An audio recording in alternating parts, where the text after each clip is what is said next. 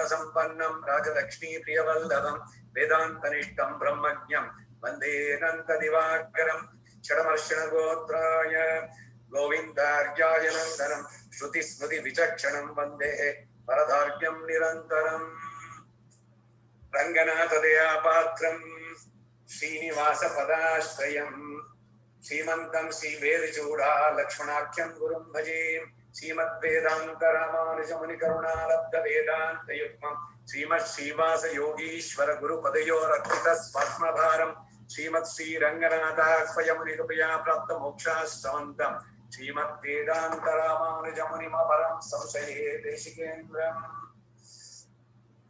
हरि ओम नमः सदसे नमः सदसस्पतये नमः सखीनां पुरोगाणां चक्षुषे नमो दिवे नमः पृथिव्यै सप्रतसधाम्ने गोपाय एजसभ्याः सभासदः तानीन्द्रियावतः कुरु सर्वमायुरुपासदा सर्वेभ्यः श्रोतृभ्यो महाजनेभ्यो नमो नमः हरि ओम भद्रं कर्णेभिः शृणुयामदेवाः भद्रं पश्येमाक्षभिर्यजत्राः स्थिरैरङ्गैः स्तुष्टुवागंसस्तनूभिः यशेम देवहितं यदायुः स्वस्ति न इन्द्रो वृद्धश्रवाः स्वस्ति न पूषा विश्ववेदाः स्वस्ति नस्तार्क्ष्यो अरिष्टनेमिः स्वस्ति नो बृहस्पतिर्दधातु ओम शांति शांति शांति हरि ओम कर्कटे पूर्व फल्गुन्यां तुलसी काननोद्भवां पाण्ड्ये विश्वम्भरां गोदां वन्दे श्रीरङ्गनायकी श्री विष्णु चित्तकुलनन्दन कल्पवल्ली श्रीरङ्गराज हरिचन्दन योगदश्याम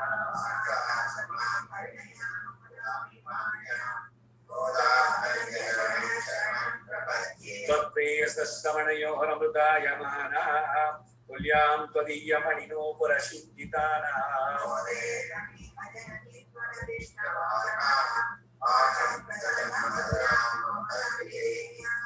मेयर् पुहळ் நெல்லி கொத்தூராடி போரும் மேலும் மிக விளங்க விஷ்ணு சித்தன் தூய திருமளாய் வந்து அரங்கனாக்கு துளாய் மாலை முடிசூடி கொடுத்தமாறே நேயமுடன் திருப்பாவை பாட்டாரைந்தும் நீ உரைத்த தையொரு திங்கள் பாமாரை ஆய புகழ் நூறுடன் 43 அன்புடனே அடியேன கருள் செய்யே யோந்த பிரவிஷ்ய மம வாச விமாம் பிரசுப்தாம் சஞ்சீவயத் நிகில சக்திதர ஸ்வதாம் அன்யாம் சாஸ்திர சரண ஸ்ரவணத்வகாரீனே பிராணாம் நமோ பகவதே புருஷாய துப்யம் संत श्रीरंग पृथ्वीश शरणकाण शेखराः जयन्ति भुवनकाण तदवङ्कजने नमः मंजुला वशोगशूलैन्द्यमन्नुमन्नुषि परयडत्तु निराळित्तमाशिल् वासुदेवने शञ्जलन् भजिन्धे कोण्डु दीदिनाथदूतन पेरुमोद्दु देशु एंद शल्वदैवनायक शञ्चलाळ कालदूतर्वीषु भाषमन्नन्ने इळम्दळन्दियान्नयन्दैवदत्तमुन्नमि அஞ்சலஞ்சலஞ்சலென்றழிக்க வேண்டும் அச்சுதா அடியவர்க்கும் அருளியக்கும் அடியவர்க்கும் நெய்யமே कृष्णाय यादवेन्द्राय ज्ञानमुद्राय योगिने नाथाय रुक्मिणीशाय नमो वेदान्तवेदिने श्रीकृष्ण गोविन्द हरे मुरारे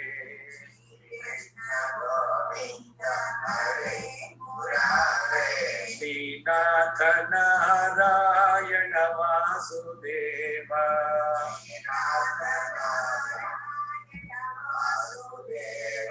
श्री कृष्ण गोविंद हरे मुरारे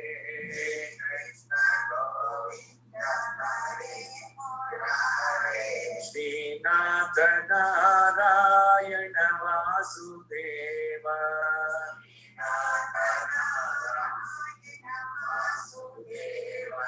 हरे राम राम राम हरे हरे हरे राम हरे Krishna Krishna Krishna Hare Hare Hare Hare Rama Hare Rama Rama Rama Hare Hare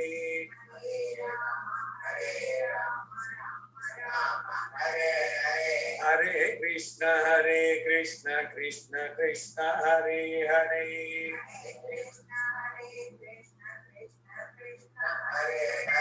Krishnaya Vasudevaya Devaki Nandanaya Cha Nandagopakumaraya Gopindaya Namo Namah Namah Pankajanabhaya Namah Pankajamanine Namah Pankajanetraya Namaste Pankajangrahi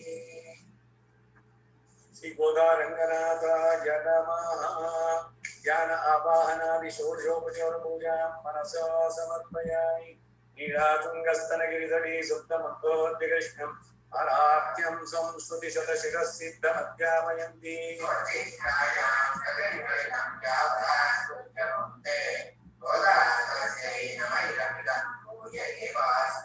Annavayal Gudvayanda Adarangarki Pannudirupavai Palpariyam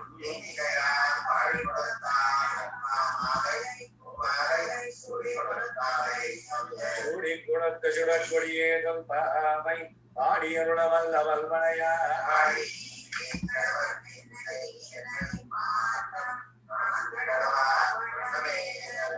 Sudi Kudatta Nachya Tiruvadigalé Sharanam ನಮ್ಮ ಜ್ಞಾನ ಯಜ್ಞದ 12ನೆಯ ದಿನ 12ನೇ ಪಾಸುರ கனைத்திலங்கத்தெருமை கண்ணக்கிரங்கி நினைத்து மலவழியே நின்னவால் சோரா நனைக்கில்லம் சேராக்கும் நற்செல்வந்தங்காய் பனித்தலை வீர நின் மாசல் கடைபக்தி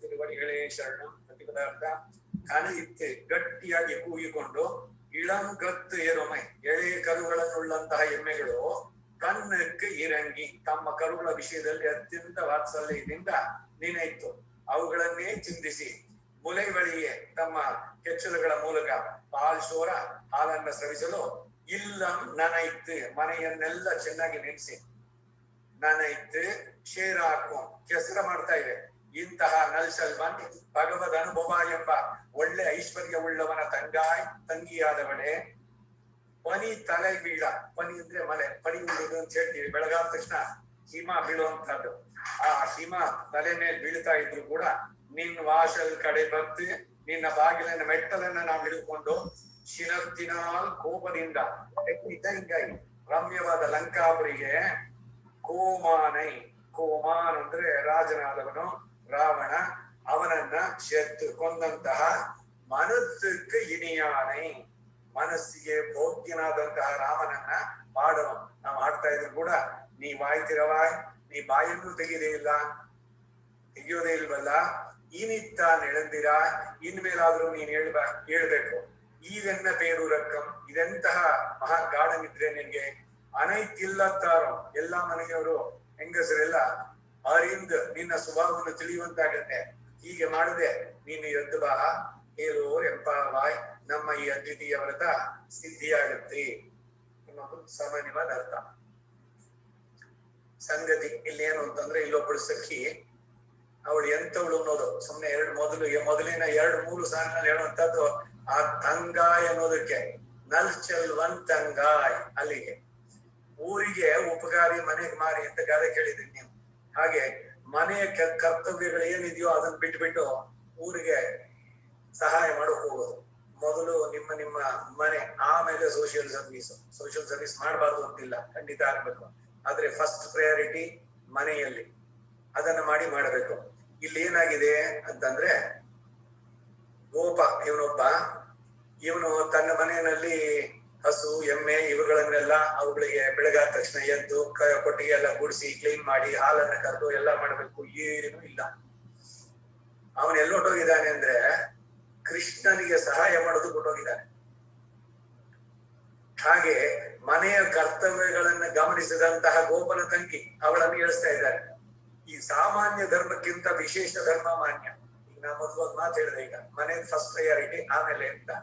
ಹಾಗಾದ್ರೆ ಇದು ಸರಿ ನಾವು ಇದು ಮಾಡಿದ್ದು ಅಂದ್ರೆ ಖಂಡಿತ ಸರಿ ಅನ್ನೋದ್ರಿಂದ ಇವಾಗ ಹೇಳೋದು. ಅಂದ್ರೆ ಸಾಮಾನ್ಯ ಧರ್ಮಕ್ಕಿಂತ ವಿಶೇಷ ಧರ್ಮ ಅನ್ನೋದು ಬಹಳ. ಶ್ರೀರಾಮನಿಗೆ ಲಕ್ಷ್ಮಣ ಇದ್ದಂತೆ, ಅಹಂ ಸರ್ವಂ ಕರಿಷ್ಯಾಮಿ ಜಾಗ್ರತ ಸ್ವಪತಶ್ಚದೇ ಅಂತ ಹೇಳಿ ಸರ್ವ ವಿಧದ ಕೈಂಕರ್ಯ ನಡೆಸಿದ. ಅವನಿಗೆ ತನ್ನ ಸ್ವಂತದ್ದು ಎಲ್ಲ ಆಮೇಲೆ. ಹಾಗೆ ಈ ಶ್ರೀಕೃಷ್ಣನೊಡನೆ ಸದಾ ಇದ್ದು ಅವನಿಗೆ ಲಕ್ಷ್ಮಣನಂತೆ ಸೇವೆಗೈತಾ ಇದ್ದಂತಹ ಶ್ರೀಧಾಮ ಅನ್ನುವಂಥವನ ತಂಗಿ ಅವಳು ಇಲ್ಲಿ ಎಬ್ಬಿಸಲ್ಪಡುವಂತ ಸಖಿ. ನಾಟಿಲ್ ತಿರಂದವರ್ ನಾರನರ್ ಕಾಳನ್ನಿಯಾವರೋ ಅಂತಂದ್ರು ನಮ್ಮ ಅಣ್ಣ. ಗೃಹಕೃತ್ಯ ಕಡೆಗಣಿಸಿದ್ರು ಇಲ್ಲಿ ಅದು ಧರ್ಮವೇ ಆಗತ್ತೆ ಅಂತ. ಈ ಧರ್ಮ, ಸಾಮಾನ್ಯ ಧರ್ಮ, ಆಪತ್ ಧರ್ಮ, ವಿಶೇಷ ಧರ್ಮಗಳು, ಇದರ ಅರಿವು ಸ್ವಲ್ಪ ಎಲ್ಲ ಆಗ್ಬೇಕು. ಈ ಸಂದರ್ಭದಲ್ಲಿ ಒಂದು ಉಲ್ಲೇಖ, ಈ ಪರಾಶರ ಭಟ್ರು ಶ್ರೀರಂಗದಿಂದ ಮೇಲ್ಕೋಟೆಗೆ ಬಂದ್ರಂತೆ. ಉತ್ಸವ ಇದರದ್ದು ಭಾಗವಹಿಸ್ತಾ ಇದ್ರು. ಅವ್ರ ಜೊತೆ ಇದ್ದವರು, ಅವರ ಅನುಚರರು ಇವರೆಲ್ಲ ಸ್ವಾಮಿ ಸಂಧ್ಯಾ ಕಾಲ ಆಗಿದೆ ಅಂತ, ಸಂಧ್ಯಾ ವಂದನೆ ಆಮೇಲೆ ಆಗ್ಲಿ ಭಗವಂತನ ಇದ್ರಲ್ಲಿ ಇರೋದು ಅಂತ. ಅದಕ್ಕೇನು ಅಂದ್ರೆ ಕೆಲವರು ತಿರುಗಿ ವ್ಯಾಖ್ಯಾನ ಹೇಳ್ತಾರೆ, ಸಂಧ್ಯಾವನ್ನೇ ಬೇಕೇ ಇಲ್ಲ ಅಂದ್ರು ಪರಾಶರ ಭಟ್ರು. ದೇವಸ್ಥಾನದಲ್ಲಿ ನೀವು ಇದ್ಬಿಟ್ರೆ ಸಂಧ್ಯಾವನ್ನೇ ಬೇಕಿಲ್ಲ ಅಂತ. ಇದು ಶ್ರುತಿಗಳಿಗೆ ವಿರುದ್ಧವಾದ ಮಾತು. ಸಂಧ್ಯಾ ವಿಹೀನ ಅಶುಚಿ ನಿತ್ಯಂ ಅನರ್ಹ ಸರ್ವಕರ್ಮಸು. ಇದು ಗೊತ್ತಿರ್ಲಿಲ್ವಾ ಪರಾಶರ ಭಟ್ರಿಗೆ? ಪರಾಶರ ಭಟ್ರು ಏನ್ ಹೇಳುದು ಅಂದ್ರೆ, ಹೌದು ದೇವಸ್ಥಾನದಲ್ಲಿ ಉತ್ಸವ ಇದ್ರೆ ಮೊದಲು ಅದನ್ನ ಅಟೆಂಡ್ ಮಾಡಿ ಆಮೇಲೆ ಬಂದು ಮನೆಯಲ್ಲಿ ಸಂಧ್ಯಾವನ್ನೇ ಮಾಡಿ, ಎಷ್ಟೊತ್ತಾದ್ರೂ ಸಂಧ್ಯಾವನ್ನೇ ಬಿಡಬಾರ್ದು. ಹಾಗಂತ ತಪ್ಪಿಟ್ಟು ಇವಾಗ ಉತ್ಸವ ಬರ್ತಾ ಇದೆ, ನಾನು ಸಂಧ್ಯಾವನೆ ಮಾಡ್ತಾ ಇದ್ದೀನಿ ನಿಂತ್ಕೊಂಡ್ರು ತಪ್ಪು. ದಿವ್ಯ ಕ್ಷೇತ್ರಗಳಿಗೆ ಹೋದಾಗ ಮೊದಲು ಅಲ್ಲಿ ದೇವರ ಸೇವೆ ಅದು ಪ್ರಧಾನವಾಗ್ಬೇಕು. ನಿಮ್ಮ ನಿತ್ಯ ವೃದ್ಧಿಗಳನ್ನು ಬಿಟ್ಬಿಡಿ ಅಂತ ಹೇಳ್ತಾ ಇಲ್ಲ, ಅದನ್ನ ಆಮೇಲೆ ಮಾಡಿ. ಅದಕ್ಕಾಗಿರೋದು ಕಾಲಾತೀತ ದೋಷ. ಈ ರೀತಿ ಏನಾರು ವಿಪರೀತವಾದ ವಿಶೇಷ ಧರ್ಮಗಳಲ್ಲಿ ಹೋದಾಗ ಆಮೇಲೆ ಮುಗಿಸ್ಕೊಂಡು ಬರೋದು. ಒಟ್ಟಿನಲ್ಲಿ ಸಂಧ್ಯಾವನೆ ಬಿಟ್ಬಿಡಿ ಅನ್ನೋದಲ್ಲ ಸರಿಯಾದ ವ್ಯಾಖ್ಯಾನ. ಸಂಧ್ಯಾವಂದನೆಯನ್ನ ಅವ್ರು ಮುಗಿಸ್ಕೊಂಡು ಆಮೇಲೆ ಬಂದ್ರು ಅಂತ. ರಾಮಾನುಜಾಚಾರ್ಯರವರ 120ನೇ ವರ್ಷದಲ್ಲೂ ಸಂಧ್ಯಾವನೆ ಬಿಟ್ಟಿರ್ಲಿಲ್ಲ. ಇದು ಅವರ ಜೀವನ ಚರಿತ್ರೆಯಲ್ಲಿ ಆಧಾರದಲ್ಲಿ ಬರುವಂತ. ಅವ್ರು ಏನ್ ಹೇಳ್ತಾರೆ ಅದನ್ನ ಅವರು ಆಚರಿಸಿ ತೋರಿಸಿ, ಕರ್ಮ ಸಿದ್ಧಾಂತ, ವರ್ಣಾಶ್ರಮ ಧರ್ಮಗಳ ಆಚರಣೆ ಎಲ್ಲವನ್ನ ಸರಿಯಾಗಿ ಮಾಡಿ ತೋರಿಸಿದ್ದು. ಅದಕ್ಕೆ ರಾಮಾನುಜಾಚಾರ್ಯ, ಈ ವಿಶಿಷ್ಟಾದ್ವೈತಕ್ಕೆ ರಾಮಾನುಜ ದರ್ಶನ ಅಂತ ಕೂಡ ಬಂದಿತ್ತು. ಕನೈತಿಲಂ ಕತ್ತಿರುಮೈ ಕನ್ನಕ್ಕೆ ಇರಂಗಿ ನಿನೈತು ಮಲೆ ಬಳಿಯೇ ನಿನ್ನ ಪಾರ್ಶ್ವರ. ಗೋಪಾಲರಿಗೆ ಅರುಣೋದಯದಲ್ಲಿ ಎದ್ದು ಹಸು ಎಮ್ಮೆಗಳ ಹಾಲು ಕರೆಯುವುದು ನಿತ್ಯ ಕರ್ಮ. ಆದರೆ ಈ ಶ್ರೀಧಾಮ ಬೆಳಗಿನಲ್ಲೇ ಈ ಕೆಲಸವನ್ನ ಕಡೆಗಣಿಸಿ ಕೃಷ್ಣನ ಸೇವೆಯಲ್ಲಿ ನಿರತಾವ. ಲಕ್ಷ್ಮಣನಂತೆ ಅವನು ಹೋದ. ತಮ್ಮ ಎಳೆಯ ಕರುಗಳನ್ನ ನೆನೆಸಿಕೊಂಡ ಮಾತ್ರವೇ ಅವುಗಳ ಕೆಚ್ಚಲುಗಳಲ್ಲಿ ಹಾಲು ಉಕ್ಕಿ ಬರುತ್ತೆ. ತಾಯಂದ್ರಿಗಳಿಗೂ ಇದೆಲ್ಲ ನಾವು ಪುರಾಣಗಳ ಉಲ್ಲೇಖದಲ್ಲೂ ನೋಡ್ತೀವಿ. ತನ್ನ ಮಗ ನೆನೆಸಿಕೊಂಡಾಗ ಅವಳ ಸ್ತನ್ಯ ಇದಾಯ್ತು ಅಂತಂದ್ಬಿಟ್ಟು. ಹಾಗೆಯೇ ತಾನು ಸೃಜಿಸಿದಂತಹ ವಿಶ್ವಕ್ಕೆ ತಂದೆಯೂ ತಾಯಿಯೂ ಆದವನು. ಪಿತಾತ್ವಂ ಮಾದಾತ್ವಂ ದೈದತನಯಸ್ತ್ವಂ. ಅವನ ಕರುಣೆ ಆ ದಿವ್ಯ ದಂಪತಿಗಳಿಗೂ ಕೂಡ ಆ ಭಕ್ತರ ವಿಷಯದಲ್ಲಿ ಈ ಮಾತೃವಾತ್ಸಲ್ಯ ಅನ್ನೋದು ಇಲ್ಲಿ ದ್ಯೋತಕ ತೋರಿಸುತ್ತೆ. ಭಗವಂತನ ಬಗ್ಗೆ ಯಾರು ಅವನನ್ನು ಆಶ್ರಯಿಸ್ತಾರೆ, ಹೀಗೆ ಈ ಎಳೆಯ ಕರುಗಳನ್ನ ನೆನೆಸಿಕೊಂಡು ಇದ್ ಮಾಡ್ತಾರ. ಹಾಗೆ ಈ ದಿವ್ಯ ದಂಪತಿಗಳಿಗೂ ಕೂಡ ಮನಸ್ಸು ಕರಗಿ, ಅಯ್ಯೋ ನಮ್ಮ ಮಗು, ನಮ್ಮ ಚೇತನ ಇದು ಅನ್ನುವಂತಹ ವಾತ್ಸಲ್ಯ. ಅದು ಎಳೆಯ ಕರುಗಳನ್ನ ನೆನೆಸಿಕೊಂಡು ಎಮ್ಮೆಗಳು ಹಾಲು ಕರೆಯುವವರು ಇಲ್ಲದೆ ಸುರಿಸಿದ ಹಾಲಿನಿಂದ ಮನೆಯ ಅಂಗಳವೆಲ್ಲ ಕೆಸರಾಗಿದೆ. ಮನೆಯಲ್ಲೆಲ್ಲ ಯಾಕೆ ಕೆಸರಾಯಿತು ಅಂತಂದ್ರೆ, ಮನೆಯಲ್ಲಿ ಮುಂದ್ಗಡೆ ಜಗಲಿ ಇರುವುದು ಮೊದಲು, ಅದರ ಪಕ್ಕದಲ್ಲಿ ಕಟ್ತಾ ಇದ್ರು. ಇದು ಹಿಂದ್ಗಡೆನಲ್ಲಿ ಮತ್ತೆ ಮುಂದ್ಗಡೆನಲ್ಲೂ ಕೂಡ ಯಾರು ಯಾತ್ರಿಕರು ಬಂದ್ರೆ ಅವ್ರ ಪಾಡಿಗೆ ಅವ್ರ ಮಲಗಿ ಜಗಲಿ ಮೇಲೆ ಹೋಗುವಂತ. ಈಗ ಜಗಲಿ ಕಾನ್ಸೆಪ್ಟ್ ಹೋಯ್ತು. ಎಲ್ಲವೂ ಕೂಡ ಐರನ್ ಕೇಜ್ಗಳು. ನಮಗೆ ಎಲ್ಲಾ ಕ್ಷಣದಲ್ಲೂ ಭಯ, ಎಲ್ಲಾ ಕಡೆನಲ್ಲೂ ಕವರ್ ಮಾಡಿ ಹಾಕುವಂತದ್ದು. ಅವಾಗೇನು ಅಂದ್ರೆ ನಡೆದು ಬರ್ತಾ ಇದ್ರು. ಬಂದು ಯಾತ್ರಿಕರು ಬಂದು ಇವರನ್ನೇನು ಡಿಸ್ಟರ್ಬ್ ಮಾಡ್ಬೇಕಾಗಿಲ್ಲ. ತಮ್ಮ ಪಾಡಿಗೆ ತಾವು ಬಂದು ಯಾವ್ದೋ ಜಗಲಿ ಮೇಲೆ ಮಲಗಿರ್ತಿದ್ರು. ಬೆಳಗಾದ ತಕ್ಷಣ ಎದ್ದು ಹೋಗ್ತಾ ಇದ್ರು. ಈ ತಿರುಕೋವಲೂರಿನಲ್ಲಿ ಅದೇ ಕತೆ. 3 ಜನ ಆಳ್ವಾರುಗಳು ಸೇರ್ಬೇಕಾದ್ರೆ ಈ ರೀತಿ. ಹಾಗೇನೆ ಮುಂದ್ಗಡೆ ಎಮ್ಮೆ, ಹಸು ಇವುಗಳೆಲ್ಲ ಕಟ್ತಾ ಇತ್ತು. ಆ ಅಂಗಳವೆಲ್ಲ ಕೆಸರಾಗಿ ಹೋಗಿದೆ. ಹಾಲು ತಾನಾಗಿಯೇ ಸುರಿದು, ಯಾರು ಕರೆಯೋರಿಲ್ಲ ಬೆಳಗಾದ ತಕ್ಷಣ. ಆ ರೀತಿನಲ್ಲಿ ಇದೆಲ್ಲ ಧ್ವನ್ಯರ್ಥದಲ್ಲಿ ಬಹಳ ವಿಶೇಷವಾಗಿ ಭಗವಂತನ ಕರುಣೆ ಅನ್ನೋದು ಹೇಗೆ ಬರುತ್ತೆ ಅಂದ್ರೆ, ಹೀಗೆ ಯಾರು ಅದಕ್ಕೆ ಹಿರಿಯ ಆಗ್ಬೇಕಾಗಿಲ್ಲ. ಸಹಜವಾಗಿ ಅವರ ಕೃಪಾ ಮಾತ್ರ, ಭಗವಂತನ ಕೃಪೆ ಅನ್ನೋದು ವರ್ಷಧಾರಿಯಾಗಿ ಬರುವಂತಹದ್ದು. ನನೈತ್ ಇಲ್ಲಂ ಶೀರಾತ್ಮ, ಇಲ್ಲಂ ಅಂದ್ರೆ ಮನೆ, ಅದನ್ನೆಲ್ಲ ಚೆನ್ನಾಗಿ ನೆನೆಸಿದ್ದು. ಹೀಗಾಗೋದಕ್ಕೆ ಕಾರಣವಾದವನು ಗೋಪಾಲ. ಅವನನ್ನ ನಲ್ ಚೆಲ್ವನ್ ಕರೆದು, ಇವನ್ ಮನೆ ಕೆಲಸ ಬಿಟ್ಬಿಟ್ಟು ಹೊರಗಡೆ ಹೋದಲ್ಲ ಅಂತಂದ್ರೆ ಯಾವ ಕೆಲ್ಸಕ್ಕೆ ಹೋಗಿದ್ದಾನೆ ಅದ್ರ ಮೇಲೆ ಹೋಗುತ್ತೆ. ಇನ್ನೇನೋ ಮಾಡೋಕ್ ಹೋಗಿದ್ರೆ ಅದು ತಪ್ಪು. ಭಗವಂತನ ಜೊತೆನಲ್ಲಿ ಮಾಡಿದ್ದಾನೆ. ತನ್ನ ಕರ್ತವ್ಯವನ್ನ ಅಲಕ್ಷಿಸಿದಂತಹ ಗೋಪ ನರ್ ಚೆಲ್ವನ್, ಐಶ್ವರ್ಯವಂತ. ನಲ್ ಚೆಲ್ವನ್ ಅಂತಂದ್ರೆ ಒಳ್ಳೆಯ ಐಶ್ವರ್ಯವಂತ. ಶ್ರೀ ನಿಗಮಾಂತ ಮಹಾದೇಶಿಕರು ತಮ್ಮ ರಹಸ್ಯ ರತ್ನಾವಳಿ ಹೃದಯ ಅನ್ನೋ ಕೃತಿನಲ್ಲಿ ಇದರ ಕಾಲಕ್ಷೇಪ ಹಿಂದೆ ಆಯ್ತು. ರಹಸ್ಯ ರತ್ನಾವಳಿನ ಭಗವತ್ ಕೈಂಕರ್ಯಮಂ ಭಾಗವತ ಕೈಂಕರ್ಯಮಂ ಸೇರ ಅನುಷ್ಠಿಕ ವರಿದಾನ ಬೋಧ್ ಕಿಂ ಉಪಾದೇಯತಮಂ ಯಾವುದು ಅಂತ ಹೇಳಿದ್ರೆ ಅವ್ರು ಹೇಳಿದ್ರು ಪರಮ ಪುರುಷಾರ್ಥ ಕಾಷ್ಟಯಾನ ಭಾಗವತ ಕೈಂಕರ್ಯಮೇ ಉಪಾದೇಯತಮಂ ಅಂತ ಹೇಳಿದ್ರು. ಈಗ ಭಗವಂತನ ಆರಾಧನೆ ಮಾಡ್ತಿದ್ದೆ, ಭಾಗವತರು ಬಂದ್ರು ಅಂದ್ರೆ ನಿಮ್ಮ ಆರಾಧನೆ ಬಿಟ್ಟು ಮೊದಲು ಮಾಡಬೇಕು. ಇದು ಸರಿಯಾದಂತಹ ಮಾರ್ಗ, ಅದು ಸರಿಯಾದದ್ದು ಅಂತ ತೋರಿಸಿತ್ತು. ಭಾಗವತರಿಗೆ ಹಿರಿಮೆ. ಮಹಾಭಾರತದ ಅಶ್ವಮೇಧ ಪರ್ವದಲ್ಲಿ ತಸ್ಮಾತ್ ವಿಷ್ಣು ಪ್ರಸಾದಾಯ ವೈಷ್ಣವಾನ್ ಪರಿತೋಷಯೇದ್ ಪ್ರಸಾದ ಸುಮುಖೋ ವಿಷ್ಣು ತೇನೈವ ಸ್ಯಾತ್ ನ ಸಂಶಯ. ವಿಷ್ಣು ಭಕ್ತರನ್ನ ನೀವು ಒಂದು ವೇಳೆ ಆಧರಿಸಿದ್ರೆ ಅವರಲ್ಲಿಯೇ ಭಗವಂತ ಇದ್ದಾನೆ, ಅವನು ಸಂತೋಷ ಪಡ್ತಾನೆ ಅಂತಾರೆ. ಪ್ರಸಾದ ಸುಮುಖೋ ವಿಷ್ಣು ತೇನೈವ ಸ್ಯಾತ್, ಅಲ್ಲೇ ಇದ್ದಾನೆ ಅವನು. ತನ್ನ ರೂಪದಲ್ಲಿ ಇದಾದಂತ ಮಮ ಮದ್ಭಕ್ತ ಭಕ್ತೇಶು ಪ್ರೀತಿ ಅತ್ಯಧಿಕ ಭವೇತೆ ತಸ್ಮಾನ್ ಮದ್ಭಕ್ತ ಭಕ್ತಾಶ್ಚ ಪೂಜನೀಯ ವಿಶೇಷತಃ. ಇದಕ್ಕೆ ತೊಂಡನ್ ಶರಗೋಪನ್ ಅಂತ ಹೇಳುವಂತಾರೆ. ಭಗವಂತನಿಗೆ ತನ್ನ ಭಕ್ತರ ಆ ಸಾಲಿನಲ್ಲಿ 7ನೇ ಅತ್ಯಂತ ಪ್ರಿಯದ. ಎಂದೆ ತಂದೆ ತಂದೆ ತಂದೆ ತಪ್ಪು ತಪ್ಪನ್ 7 ಪಡೆಯ 7. ಯಾಕೆ ಅದ್ ಯಾಕೆ 7 ಅಂತಂದ್ರೆ 7ನೇವನು ಅವನಿಗೆ ಬಹಳ ತುಂಬಾ ಇಷ್ಟ ಅಂತ. ಅದಕ್ಕೆ ಇವರು ತೊಂಡನ್ ಶರಗೋಪನ್ ಇವೆಲ್ಲ ಹೇಳ್ಬೇಕಾದ್ರೆ ಪ್ರತಿಯೊಂದು. ಹಾಗೆ ಭಕ್ತ ಭಾಗವತರಿಗೆ ಹಿರಿಮೆಯನ್ನ ಇಲ್ಲಿ ತಿಳಿಸ್ತಾ ಇದೆ. ಪಾದ್ಮೋತ್ತರ ಪುರಾಣದಲ್ಲಿ ಆರಾಧನಾನಾಂ ಸರ್ವೇಶ ವಿಷ್ಣುರ ಆರಾಧನಂ ಪರಂ. ಎಲ್ಲ ದೇವತೆಗಳಿಗೆ ಯಾರ್ಯಾರಿಗೆ ನೀವು ಮಾಡ್ತೀರೋ ತಪ್ಪಲ್ಲ, ಅವೆಲ್ಲಕ್ಕಿಂತ ವಿಷ್ಣುವಿನ ಆರಾಧನೆ ಪರಂ, ಬಹಳ ಶ್ರೇಷ್ಠವಾದದ್ದು. ತಸ್ಮಾತ್ ಪರತರಂ ಪ್ರೋಕ್ತಂ ತದೀಯ ಆರಾಧನಂ ಪರಂ. ಎಲ್ಲಾ ದೇವತೆಗಳ ಆರಾಧನೆಗಿಂತ ವಿಷ್ಣುವಿನ ಆರಾಧನೆ ಹಿರಿದು. ಆದರೆ ವಿಷ್ಣುವಿನ ಆರಾಧನೆಗಿಂತಲೂ ಅವನ ಭಕ್ತರು ತದೀಯರು ಅಂದ್ರೆ ಅವರಿಗೆ ಸೇರಿದವರು, ಅವರ ಆರಾಧನೆ ಅತ್ಯಂತ ಶ್ರೇಷ್ಠ ಅನ್ನೋದನ್ನು ತಿಳಿಸುತ್ತೆ. ಹೀಗೆ ಇದಕ್ಕೆ ಹಿಂದೆ ಎಲ್ಲ ಗ್ರಾಮದಲ್ಲಿ ಹಳ್ಳಿಗಳಲ್ಲಿ ಎಲ್ಲ ತದ್ಯಾರಾಧನೆ ಇದ್ರದ್ದೆಲ್ಲ ಆದ್ಮೇಲೆ ಅವರು ಮನೆಯವರೇ ಆಗ್ಬೇಕಾಗಿಲ್ಲ, ಬಂದು ಹೋಗ್ಬಿಟ್ಟು ಇವ್ರು ನಾನು ಸಗಣಿ ಹಾಕಿ ಮಾಡ್ತೀನಿ, ಎಂಜಲೆಲೆ ಎಲ್ಲ ತೆಗೆದು ಅಲ್ಲೆಲ್ಲ ಹೋಮ ಹಚ್ಚಿ ಎಷ್ಟು ಶ್ರದ್ಧೆಯಿಂದ ಆಸಕ್ತಿಯಿಂದ ಪಾರ್ಟಿಸಿಪೇಟ್ ಮಾಡೋದು. ಏನು ಉದ್ದೇಶ ಅಂದ್ರೆ ತದೀಯರು ಭಗವಂತನ ಭಕ್ತರು ಕೂತ್ಕೊಂಡು ಊಟ ಮಾಡಿ ಹೋಗಿರೋದು. ಅದಕ್ಕೆ ಹೆಸರೇ ತದೀಯ ಆರಾಧನೆ. ಮಾಡಿದ್ದು ಊಟ ಅದೇನು ಆರಾಧನೆ ಅಂತಂದ್ರೆ ಎಲ್ಲ ಆರಾಧನೆಯಲ್ಲೂ ಕೂಡ ಒಬ್ಬನಿಗೆ ಅನ್ನದಾನ ಬಹಳ ಶ್ರೇಷ್ಠ ಎಲ್ಲದಕ್ಕಿಂತ. ಹಾಗೆ ತೃಪ್ತಿಗೊಳಿಸಿದಾಗ ಅವರೆಲ್ಲ ಎಲ್ಲರೂ ಬಂದು ಭಗವಂತನ ಸೇವೆಯನ್ನು ಮಾಡಿ ಬಂದಿದ್ದಾರೆ.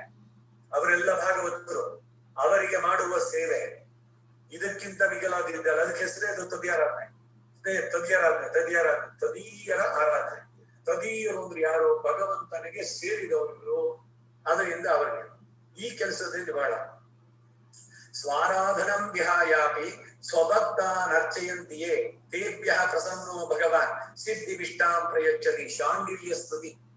ಶಾಂಡಿಲ್ಯ ಒಬ್ಬ ಮಹರ್ಷಿ, ಅವನೊಂದು ಸ್ಮೃತಿಗಾರ. ಧರ್ಮಶಾಸ್ತ್ರಗಳಲ್ಲಿ ಬರುವಂತದ್ದು ಶಾಂಡಿಲ್ಯ ಸ್ಮೃತಿ ಒಂದು.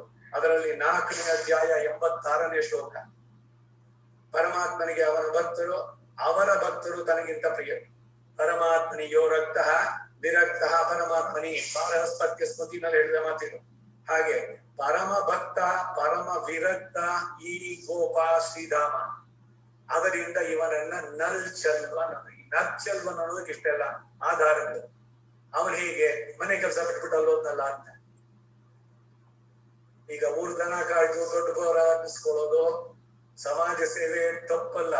ಆದ್ರೆ ನಿನ್ನ ಸ್ವಂತದ್ದು ಮನೆದು ನೆಗ್ಲೆಕ್ಟ್ ಮಾಡ್ಬಿಟ್ಟು ಹೋಗೋದು ಸರಿಯಲ್ಲ. ಇದು ಸೋಷಿಯಲ್ ಸರ್ವಿಸ್ ಗನ್ಮಯ.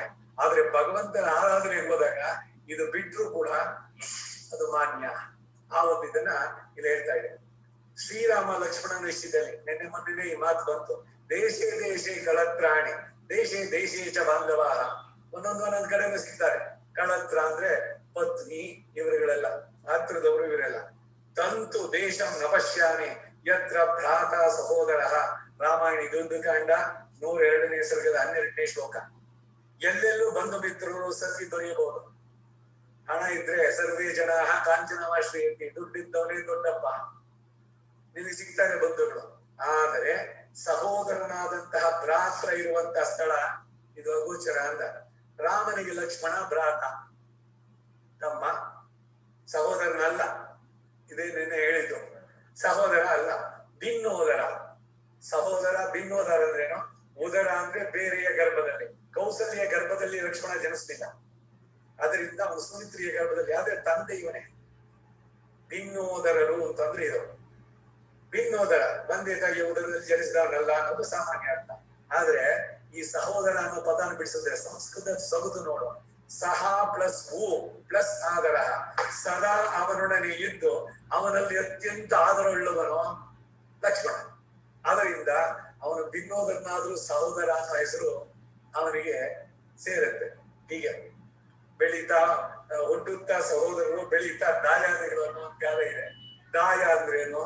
ಆಸ್ತಿ, ಅದರಲ್ಲಿ ಪಾಲು ಎಲ್ಲ ತಗೊಳ್ಳುವಂತ ದಾಯಾದಿಗಳು. ಹುಟ್ಟುತ್ತಾ ಅಣ್ಣ ತಮ್ಮಂದ್ರು, ಬೆಳೀತಾ ದಾಯಾದಿಗಳು. ಅಕ್ಕ ತಂಗಿನೋ ಅಣ್ಣ ತಮ್ಮಂದ್ರು. ಈ ಇದಕ್ಕೆ ಎಷ್ಟು ಕೋರ್ಟ್ನಲ್ಲಿ ಕೇಸುಗಳಿದೆ ಗೊತ್ತಾ? ಏನು ಅಂದ್ರೆ ಇದು ನನಗೂ ಈಕ್ವಲ್ ಪಾಲು ಅದು ಬರ್ಬೇಕು ಅಂತ. ಸ್ವಯಾರ್ಜಿತ ಉತ್ತಮ, ಪಿತ್ರಾರ್ಜಿತ ಮಧ್ಯಮ, ಅಧಮಾಧಮ ಇನ್ನಿಕ್ಕಿದ್ದೆಲ್ಲ ನೋಡ್ರೆ. ಸೊ ತಂದೆಯ ಆಸ್ತಿ ತಗೊಂಡು ಅದರಲ್ಲಿ ಹೋಗಿಸ್ಬೇಕು. ಆ ಗಲಾಟೆಗಳು, ಆ ಇದು ಎಲ್ಲ ಹೋಗ್ಬೇಕು. ನಾವು ಸ್ವಂತ ತಮ್ಮ ಇದರಿಂದ ಸರಿಯಾದದ್ದನ್ನೇ ಪಡೆಯುವುದಕ್ಕೂ ಇವನಿಗೆ ಪ್ರಾಪ್ತಿ ಇರೋಲ್ಲ. ಇದು ಯಾಕೆ? ಒಬ್ಬರು ಮುಖ ಕಂಡ್ರೆ ಒಬ್ರು ಮುಖಕ್ಕೆ ಆರೋಲ್ಲ. ಇದು ಯಾರಿಗ ಪ್ರಾಪ್ತಿ ಇದೆಯೋ ಅದಕ್ಕೆ ಬಿಟ್ಟು ಬಿಡ್ಬೇಕಾಗಲ್ಲ.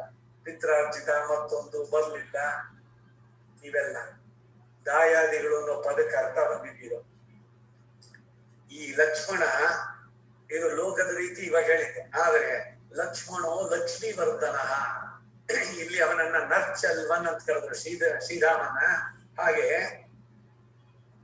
ಯಾಕೆ ಇವ್ರಿಗಷ್ಟೊಂದು? ತಂದೆ ತಾಯಿನೂ ಬಿಟ್ಬಿಟ್ಟು ದಶರಥನಿಗೆ ಏನಾದ್ರು ಸೇವೆ ಮಾಡುತ್ತ ಲಕ್ಷ್ಮಣ, ಇಲ್ಲ ಸುಮಿತ್ರೆಗೆ ಏನಾದ್ರು ಮಾಡುತ್ತ. ಇನ್ನೊಂದು ಬಹಳ ತಮಾಷೆ ಏನು ಅಂದ್ರೆ, ಸುಮಿತ್ರೆ ಏನ್ ಹೇಳ್ಕೊಡ್ಸುದು ಗೊತ್ತಾ?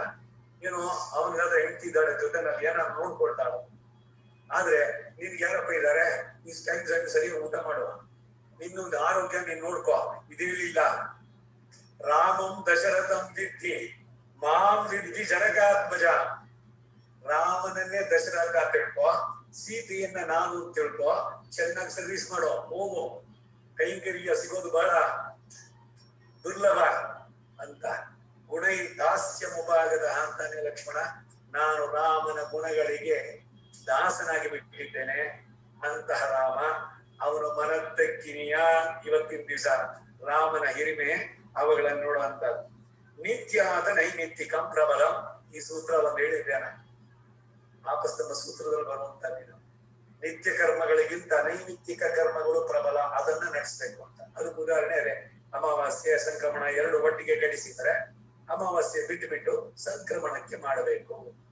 ಹಾಗೆ ಈಗ ದೇವಸ್ಥಾನಕ್ಕೆ ಹೋಗ್ಬೇಕು ಅಥವಾ ಮೇಲ್ಕೋಟೆಗೆ ಹೋಗಿದ್ದೀರಿ, ನಾನು 108 ಗಾಯತ್ರಿ ಜಪ ಮಾಡ್ತಾ ಕೂತ್ಕೊಳ್ತೀನಿ, ಅಲ್ಲಿ ದೇವಸ್ಥಾನದಲ್ಲಿ ಆಗೋಗುತ್ತೆ ಅಂದ್ರೆ ಅದು ಅಪಚಾರ. ಅಲ್ಲಿ ಈಗ ನೀನ್ ಸಂಧ್ಯಾವನೆ ಆಮೇಲೆ ಮಾಡ್ಕೊ, ಹೋಗ್ ಮೊದಲು.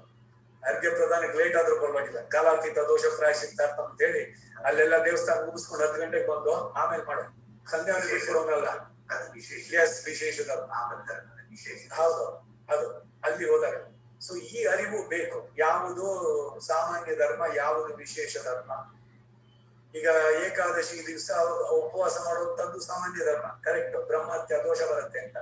ವಿಶೇಷ ಧರ್ಮ ಏನು ಅಂದ್ರೆ ಅದರಲ್ಲಿ ನೀನೇನಾದ್ರು ಅನ್ವಯ ಆಗಬೇಕು. ಜ್ಞಾತಿಗಳಾಗಿ ಒಂದು ಪಿತೃಗಳಿಗೆ ನಡೆಯುವಂತ ಯಜ್ಞ, ಅದು ಶ್ರಾದ್ದ. ಶ್ರದ್ಧಾ, ಅದಕ್ಕೆ ಹೆಸರೇ ಶ್ರಾದ್ದ. ಶ್ರದ್ಧಾ ಪ್ರಾಣಿ ನಿವಿಷ್ಟ ಅಮೃತ ಗುಣಮದ ಪ್ರಾಣವನ್ನೇನಾಪ್ಯ ಆಯಸ್ವ ಕಡೆಯಲ್ಲಿ ನಾವು ಹೇಳುವಂತದ್ದು. ಊಟ ಆದ್ಮೇಲೆ ಶ್ರದ್ಧೆಯಿಂದ ನಡೆಸುವಂತದ್ದು ಶ್ರಾದ್ದ. ಪಿತೃಗಳಿಗೆ ಮೊದಲು ಎಲ್ಲ ಪೂಜೆ ಸಲ್ಲಬೇಕು ಅಂತ. ಅವತ್ತು ಭಗವಂತನ ಆರಾಧನೆ ಮಾಡಿದ್ರು ತೀರ್ಥ ತಗೊಳ್ಳೋಗಿಲ್ಲ. ದೇವಸ್ಥಾನಕ್ಕೆ ಹೋಗ್ಬೋದು ಶ್ರಾದ್ದ ದಿವಸ ಅಂದ್ರೆ. ದೇವಸ್ಥಾನಕ್ಕೆ ಯಾರು ಹೋಗ್ತಿರ್ಲಿಲ್ಲ, ಅವ್ರು ದೇವಸ್ಥಾನಕ್ಕೆ ಹೋಗೋದು ಬೇಡ ಅಂತ ಹೇಳೋಲ್ಲ. ಹೋದ್ರೆ ಅಲ್ಲಿ ತೀರ್ಥವನ್ನು ಬಿಟ್ಬಿಟ್ಟು ಬರ್ಬೋದಾ? ಅದು ಅಪಚಾರ. ಇದೆಲ್ಲ ಚರ್ಚೆಗಳೆಲ್ಲ ಬಹಳ ಚೆನ್ನಾಗಿ ಆ ಸಚ್ಚರಿತ ರಕ್ಷೆನಲ್ಲಿ ವೇದಾಂತ ದೇಶಗಳೆಲ್ಲ ಕೋಟ್ ಮಾಡ್ತಾರೆ. ಏನೇನು ಸಂದರ್ಭಗಳು ಇದೆಲ್ಲ ಭಗವನ್ ನಿವೇದಿತ ಅಧಿಕಾರ ಅಂತ ಅದ್ರಲ್ಲಿ ಅದನ್ನು ಸರಿಯಾಗಿ ಹೇಳಿದ್ದಾರೆ. ಈಗ ಏಕಾದಶಿ ದಿವಸ ಕೂಡ ಎಲ್ಲ ಬಂದ್ಬಿಡ್ತು, ಸಕ್ಕರೆ ಪೊಂಗಲ್ ಮಾಡ್ಬೇಕಾ ಭಗವಂತನಿಗೆ ಅಂದ್ರೆ ಬೇಡ, ಇದು ದೇಶಿಕರ ಅಭಿಪ್ರಾಯ. ನೀನ್ ಏನ್ ತಿಂತೀಯೋ ಅದು ಭಗವಂತನಿಗೆ. ಭಗವಂತನಿಗೆ ಯಾವ ಉಪವಾಸ ಇದೆಯಾ? ಅವನು ನಿತ್ಯ ತೃಪ್ತ. ಅವನಿಗೆ ನೀನ್ ಕೊಡೋದೇನು? ನೀನು ಭಾವಿಸಿ ಮಾಡೋದು ಸರಿ. ನಮ್ಮಂತೆ ಭಾವಿಸಿ ಅವನಿಗೆ ನೀನು ಸ್ನಾನ ಮಾಡಿಸಿ ನಿನಗೆ ಅಲಂಕಾರಾಸನ ಎಲ್ಲದನ್ನು ಕೊಡ್ತೀನಿ ಅಂತ. ನೀನ್ ಅನ್ನ ತಿನ್ನೋಲ್ಲ ಅಂದ್ರೆ ನೀನ್ ಏನ್ ತಿಂತೀಯೋ ಅದನ್ನೇನೆ. ನಾವು ಏನ್ ತಿಂತೀವೋ ಅದು ಭಗವಂತನಿಗೆ ಅಂತ ಬೃಹದಾರಣ್ಯಕ ಉಪನಿಷತ್ತಿನಲ್ಲಿದೆ. ನಮ್ಮದೇನು ಆಹಾರನೋ ಅದು ಅವನಿಗೆ. ಹಾಗಾದ್ರೆ ನಾನು ಏನೇನು ತಿಂತೀನಿ ಅದೆಲ್ಲ ಹಾಕ್ಬೋದು ಅಂದ್ರೆ ಇಲ್ಲ, ಶಾಸ್ತ್ರ ವಿಹಿತವಾದದ್ದನ್ನೇ ನಿಂತಿರ್ಬೇಕು, ಬೇರೆ ನಿಂತಿರ್ಬಾರ್ದು. ಭಗವಂತನಿಗೆ ಯಾವುದು ನಿವೇದನಕ್ಕೆ ಇಡಬಹುದೋ ಅದನ್ನ ಮಾತ್ರ ಸ್ವೀಕಾರ ಮಾಡೋದು. ಇದು ಕೂಡ ಮೊದಲು ಒಂದೆರಡನೇ ದಿವಸದಲ್ಲ ಏನೋ ಹೇಳಿದ್ ನೆನಪು ನನಗೆ. ಒಬ್ಳು ನಾರ್ತ್ ಇಂಡಿಯನ್ ಲೇಡಿ ಬಂದಿದ್ಲು ಅಂತ ಹೇಳಿದ್ದೆ ನಾನು. ನೀನ್ ಏನ್ ತಿಂತೀಯೋ ಅದನ್ನ ಭಗವಂತನಿಗೆ ಸಮರ್ಪಣೆ ಮಾಡಿದ್ವಿ. ಅದು ನಾನ್ ಮೆಚ್ಚಿದ ಅನ್ಸ ನನ್ಗೊಂದು ತಕ್ಷಣ ಶಾಕ್ ಆಯ್ತು, ಹೇಗ್ ಹೇಳೋದು ಅಂತ. ಆಮೇಲೆ ಹೇಳಿದೆ, ಹೌದಾ ಸರಿ, ನಿನ್ ಏನಿದೆಯೋ ಇದು ಉಪನಿಷತ್ತಲ್ಲಿದೆ, ಅದರಿಂದ ಧೈರ್ಯವಾಗಿ ಹೇಳ್ಬೋದು. ನೀ ಏನ್ ತಿಂತೀಯೋ ಅದನ್ನ ಮೊದಲು ಭಗವಂತನಿಗೆ ತಿನ್ನಿಸ್ಬಿಟ್ಟು ಆಮೇಲೆ ಸಮರ್ಪಣೆ ಮಾಡಿ. ಭಗವಂತ ತಿನ್ನೋದು ಅಂದ್ರೆ ಏನೋ ಈ ಗೋವರ್ಧನ್ ರೂಪದಲ್ಲಿ ಬಗ್ಗೆ ಎಲ್ಲದನ್ನು ಅವನೇ ತಗೊಳ್ತಾನ.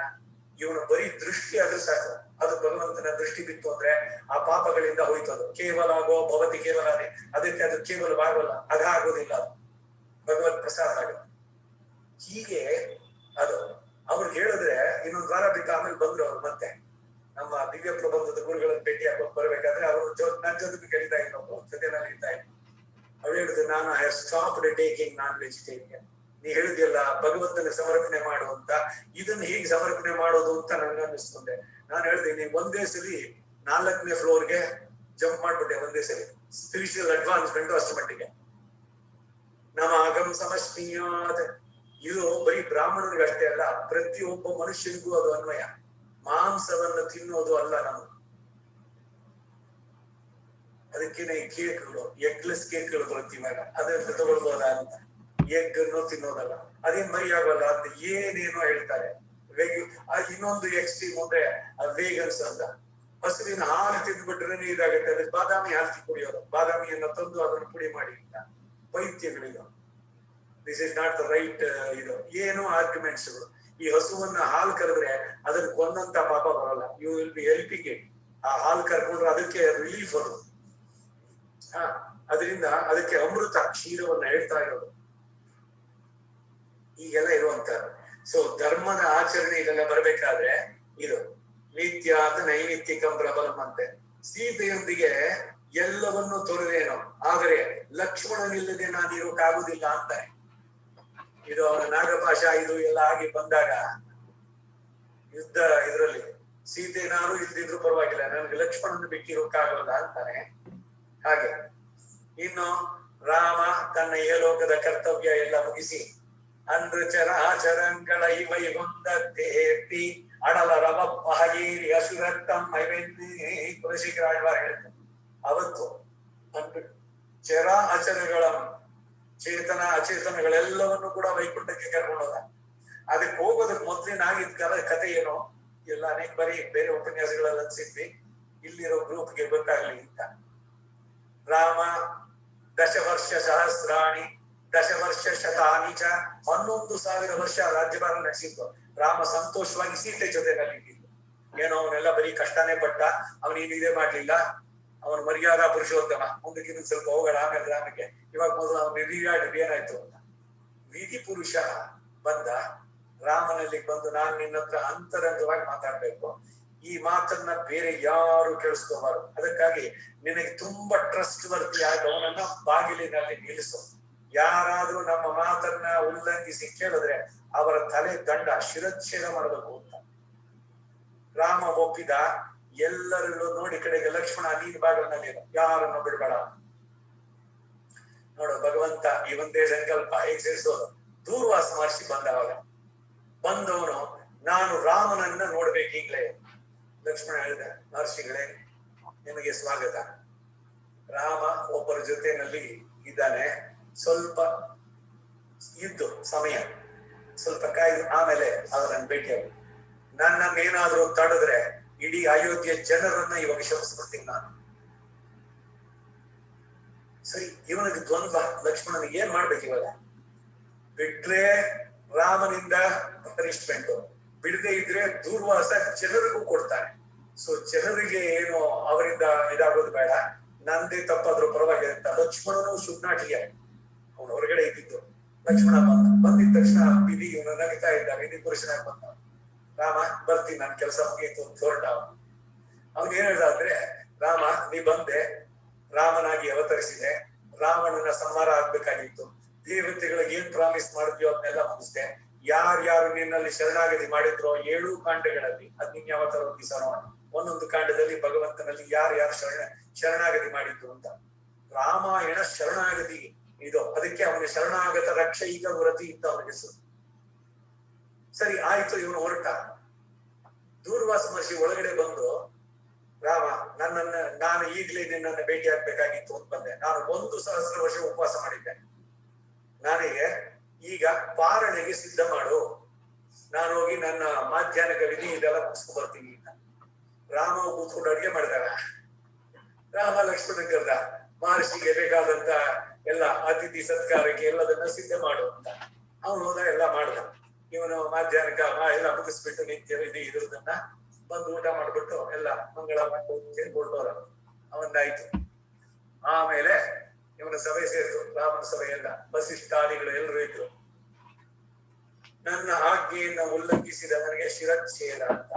ಆಜ್ಞೆ ಉಲ್ಲಂಘನ ಮಾಡಿದವನು ಯಾರು? ಲಕ್ಷ್ಮಣ. ಇವಾಗ ಅವನ ತಲೆ ತೆಗಿಬೇಕು. ಏನು ಇದಕ್ಕೆ ಅಂತ ವಸಿಷ್ಠರು ಹೇಳಿದ್ರು, ಅವನ ತಲೆ ತೆಗೆಯೋದು ಬಂದು, ನಿನ್ನನ್ನ ನಾನು ಪರಿತ್ಯಜಿಸಿದ್ದೇನೆ ಅಂತ ನೀನ್ ಹೇಳ್ಬಿಡು ಮುಗಿಸಿ, ಅದು ಪನಿಷ್ಮೆಂಟ್ ಅಂತ. ನಾನು ನಿನ್ನನ್ನು ಪರಿತ್ಯಜಿಸಿದ್ದೇನೆ ಅಂತ ರಾಮ ಹೇಳಿದ ಮೇಲೆ ಲಕ್ಷ್ಮಣನಿಗೆ ಕಣ್ಣಿನಲ್ಲಿ ಬಾಷ್ಪ ಏನು ಸುರಿತಾ ಇದೆ. ಪ್ರದಕ್ಷಿಣೆ ಮಾಡ್ದ, ರಾಮನಿಗೆ ನಮಸ್ಕಾರ ಮಾಡ್ದ, ಸೀದಾ ಸರಿಯೂ ನದಿ ಹತ್ರ ಹೋದ.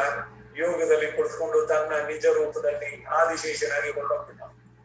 ಲಕ್ಷ್ಮಣ ಹೊರಟು ಒಂದು ಕ್ಷಣ ಮತ್ತೆ ಇರಲಿಲ್ಲ ಇವನು ರಾಮ. ಅದು ಬಹಳ ಮುಖ್ಯವಾದ್ದು. ರಾಮ ಲಕ್ಷ್ಮಣರ ಸಂಬಂಧ ಹೇಗಿತ್ತು ಅಂದ್ರೆ, ತಕ್ಷಣ ಹೇಳಿದ, ನಾನು ಹೊರಡ್ತಾ ಇದ್ದೀನಿ, ನನ್ನ ಜೊತೆ ಯಾರ್ಯಾರು ಬರ್ತೀರೋ ಬನ್ನಿ. ಆವಾಗ್ಲೇ ಬಂದಿದ್ದು, ಅಂದ್ರಚರ ಆಚರಂಗಳ ಇವೈ ಮುಂದಂತೆ ಎತ್ತಿ ಅಡಲ ರವಪ್ಪ ಏರಿ ಅಶುರತ್ನಂ ಮೈಲೈನ್ನೇ. ಶಾಕ್ತಮರೆ ಪಾಠ ಪೆರುಮಾಳ್ ತಿರುಮಳಿ 105 ಪಾಶಗಳು ಕುಲಶೇಖರ ಹಾಡ್ಮಾರ್. ಎಲ್ಲರನ್ನು ಕೂಡ ಸರಿಯು ನದಿಯಲ್ಲಿ ಬಿಂದು ನಿಮ್ಮ ಕರ್ಮದ ಈ ಶರೀರ ಬಿಟ್ಬಿಡಿ, ಹಾಕೊಂಡೋಗ್ತೀನಿ ಅಂತ. ಇದು ತಿಳಿಯದಂತವ್ರು ರಾಮ ಹೋಗ್ಬಿಟ್ಟು ಸರಿಯು ನದಿನಲ್ಲಿ ಸೂಯಿಸೈಡ್ ಮಾಡ್ಕೊಂಡ ಅಂತ ಬರೀತಾರೆ. ಇದು ಅವರವರ ಅಜ್ಞಾನದ ಪ್ರದರ್ಶನ ಅಷ್ಟೇ. ಎಲ್ಲರಿಗೂ ಕೂಡ ಮಂಗಳವಾದಂತಹದ್ದನ್ನು ಕೊಟ್ಟವನು. ಹೀಗೆ ದೂರ್ವಾಸನ ಆಗ್ರಹ ಅಲ್ಲಿ ಕಾರಣವಾಗಿತ್ತು.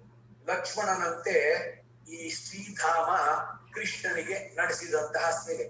ಆದ್ದರಿಂದ ಅವನು ನರ್ಚಲ್ವನ್, ಬರೀ ನರ್ಚಲ್ವನ್ ಅನ್ನೋಕೆ ಇಷ್ಟೆಲ್ಲ ಚಿಂತನೆಗಳು. ಪನಿತಲೈ ವೀಳ ನಿನ್ವಾಸಲ್ ಕಡೆಪತ್ತಿ. ವೀಳ ವೀಳ ಅಂತಂದ್ಬಿಟ್ಟು ಅಂತಾರೆ ಕೆಲವರು. ವೀಳ ಅದು ನಾಳೆ ಬೀಳ್ತಾ ಇದ್ರು ಕೂಡ ನಾನು ನಿನ್ನ ಅಂಗಣದಲ್ಲಿ, ಮನೆಯ ಮುಂದ್ಗಡೆ ಹೊರಾಂಗಣ, ಅದ್ರ ಒಳಗಡೆ ಬಂದಿದ್ದೀವಿ. ಈ ಹಸುಗಳೆಲ್ಲ ಎಮ್ಮೆಗಳು ಇವೆಲ್ಲ ಹಾಲು ಸುರಿದದೆಲ್ಲ ಕೆಸರಾಗಿದೆ. ಮೇಲೆ ಪನಿ ತಲೆ ಮೇಲೆ ಬೀಳ್ತಾ ಇದೆ, ಮಂಜು ಸುರಿತಾ ಇದೆ. ಇಷ್ಟೆಲ್ಲ ಮಾಡ್ಕೊಂಡು ಬರೋ ಉದ್ದೇಶ ಏನೋ, ನಾವು ಕಾಲು ಕೆಳಗೆ ಹಾಲಿನಿಂದ ಆದ ಕೆಸರು, ತಲೆ ಮೇಲೆ ಮಂಜಿನ ಹನಿ, ಇದು ಬೀಳ್ತಾ ಇದ್ರು ಕೂಡ ನಿನ್ನ ಮನೆಯ ಅಂಗಳದಲ್ಲಿ ನಿಂತು ನಿನ್ನನ್ನು ಕರೆಯುತ್ತಿದ್ದೇವೆ. ಯಾಕೆ? ಹಿಂದಿನ ಪಾಶುರದಲ್ಲಿ ಮುಹಿಲ್ವಣ್ಣನನ್ನ ಕೊಂಡಾಡೋದು. ಮುಹಿಲ್ವಣ್ಣನ್ ಪೇರ್ಪಾಡ ಅಂತಂದ್ರು, ಕೃಷ್ಣನನ್ನು ಕೊಂಡಾಡ್ತಾ ಇದ್ದಾರೆ. ನನಗೆ ಇಷ್ಟನಾದವನು ರಾಮ, ಅದಕ್ಕಾಗಿ ತಂದ್ಬಿಟ್ಟು ಇನ್ನೇನಾಗಿದೆಯೋ ಶ್ರೀರಾಮನ ಪ್ರಿಯ ಇವಳು. ಇವೆಲ್ಲ ಏನೋ ಸೊಗಸು ಅಷ್ಟೇ. ಆ ಇದ್ರದಕ್ಕೆ ಕೃಷ್ಣ ಇವರು ರಾಮ ಇವರು ಅವಳು ಗೊತ್ತಿರ್ಲಿಲ್ವಾ? ಒಂದು ಅನುಸಂಧಾನಕ್ಕೆ ನಿನಗೆ ಪ್ರಿಯನಾದ ರಾಮನನ್ನೇ ಕೊಂಡಾಡೋರಮ್ಮ. ಶಿನತ್ತಿನಾಲ್ ತೆನ್ ಇಲಂಗೈ ಕೋಮಾನೆ ಚೆತ್ತ. ಕೋಪದಿಂದ ದಕ್ಷಿಣದ ಲಂಕಾಧಿಪತಿಯಾದ ರಾವಣನ ಕೊಂದ. ಅವನು ಕೋಪ ಬಂತ? ರಾಮನ ಕೋಪನೇ ಬರೋಲ್ಲ. ಕೋಪವೆಂಬುದು ಅನರ್ಥ ಸಾಧನ. ಕೋಪವೇ ಸಂಸಾರ ಬಂಧನ. ಕೋಪದಲ್ಲಿ ಕುಯ್ಕೊಂಡ ಮೂಗು ಆಮೇಲೆ ಸಿಗೋಲ್ಲ, ಆಮೇಲೆ ಸೇರ್ಸೋಕ್ಕಾಗಲ್ಲ. ಎಲ್ಲ ಬೇಕಾದಷ್ಟಿದೆ. ಕೋಪ ಬಂದ ಇದಕ್ಕೆ ಮಾತಾಡ್ಬೇಡ ಅಂತ ಇದ್ರ ಬಗ್ಗೆನೂ ಕೂಡ ಬಹಳ ಹಿಂದೆ ಹೇಳಿದ್ದೆ. ಯಾರೋ ಒಬ್ರು ಅವ್ರ ಮಕ್ಕಳಿಗೆ ಹೇಳ್ಕೊಡುವಂತ ಇದ್ರದಕ್ಕೆ ಅವಳ ಸಖಿ ಒಬ್ಬ ಫ್ರೆಂಡ್ ಒಬ್ರು ಬಂದಿದ್ದಾರೆ. ಆ ಮಗು ಆಟ ಆಡ್ತಾ ಇತ್ತು. ಈ ಕೆಲವರಿಗೆ ಮಕ್ಕಳನ್ನ ಚೀಡಿಸೋದು ಒಂಥರ ಅದ್ರಲ್ಲಿ ಏನೋ ಖುಷಿ. This is not correct. ಅವ್ರಗಳಿಗೆ ಏನೋ ಮಾಡಿ ಅವ್ರಗಳನ್ನ ಮಾಡಿ ಮಾಡೋದು. ತೇಜೋವಧೆ ತರ ಅವ್ರಿಗೆ ಕೀಟ್ಲೆ ಮಾಡೋದು, ಕೀಟ್ಲೆ. ಹಾಗೆ ಇವ್ನು ಮಾಡಿದ ತಕ್ಷಣ ಆ ಮಗು ಏನ್ ಮಾಡ್ತು, ತೆಂಗೋಳು, ಚಕ್ಲಿ, ರವೆ ಉಂಡೆ, ಸಜ್ಜಪ್ಪ ಅಂತಂದು ಪಟ ಪಟ ಪಟ ಅಂತ ತಿಂಡಿ ಹೆಸರೆಲ್ಲ ಇತ್ತು. ಇವಳು ಜೋಜಾರ ಬಿದ್ದಿರಂತಾ ಇತ್ತು.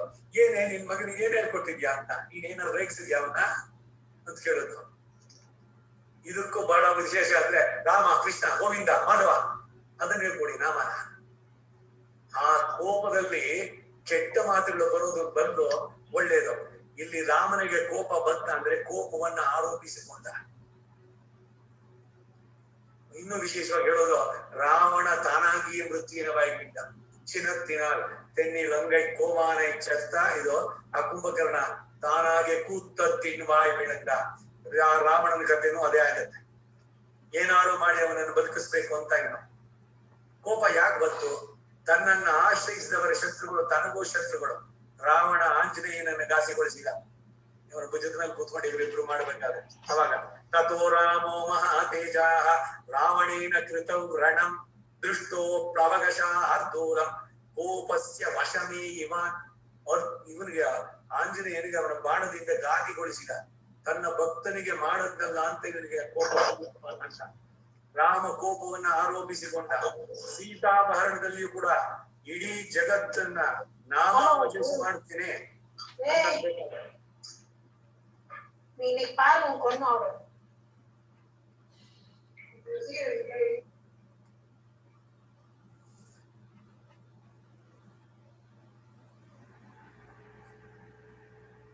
ಸಮುದ್ರದ ಇದಕ್ಕಿದ್ದಾಗ 3 ದಿವಸ ಮಲಗಿದ್ದ ದರ್ಭಶಯನದಲ್ಲಿ.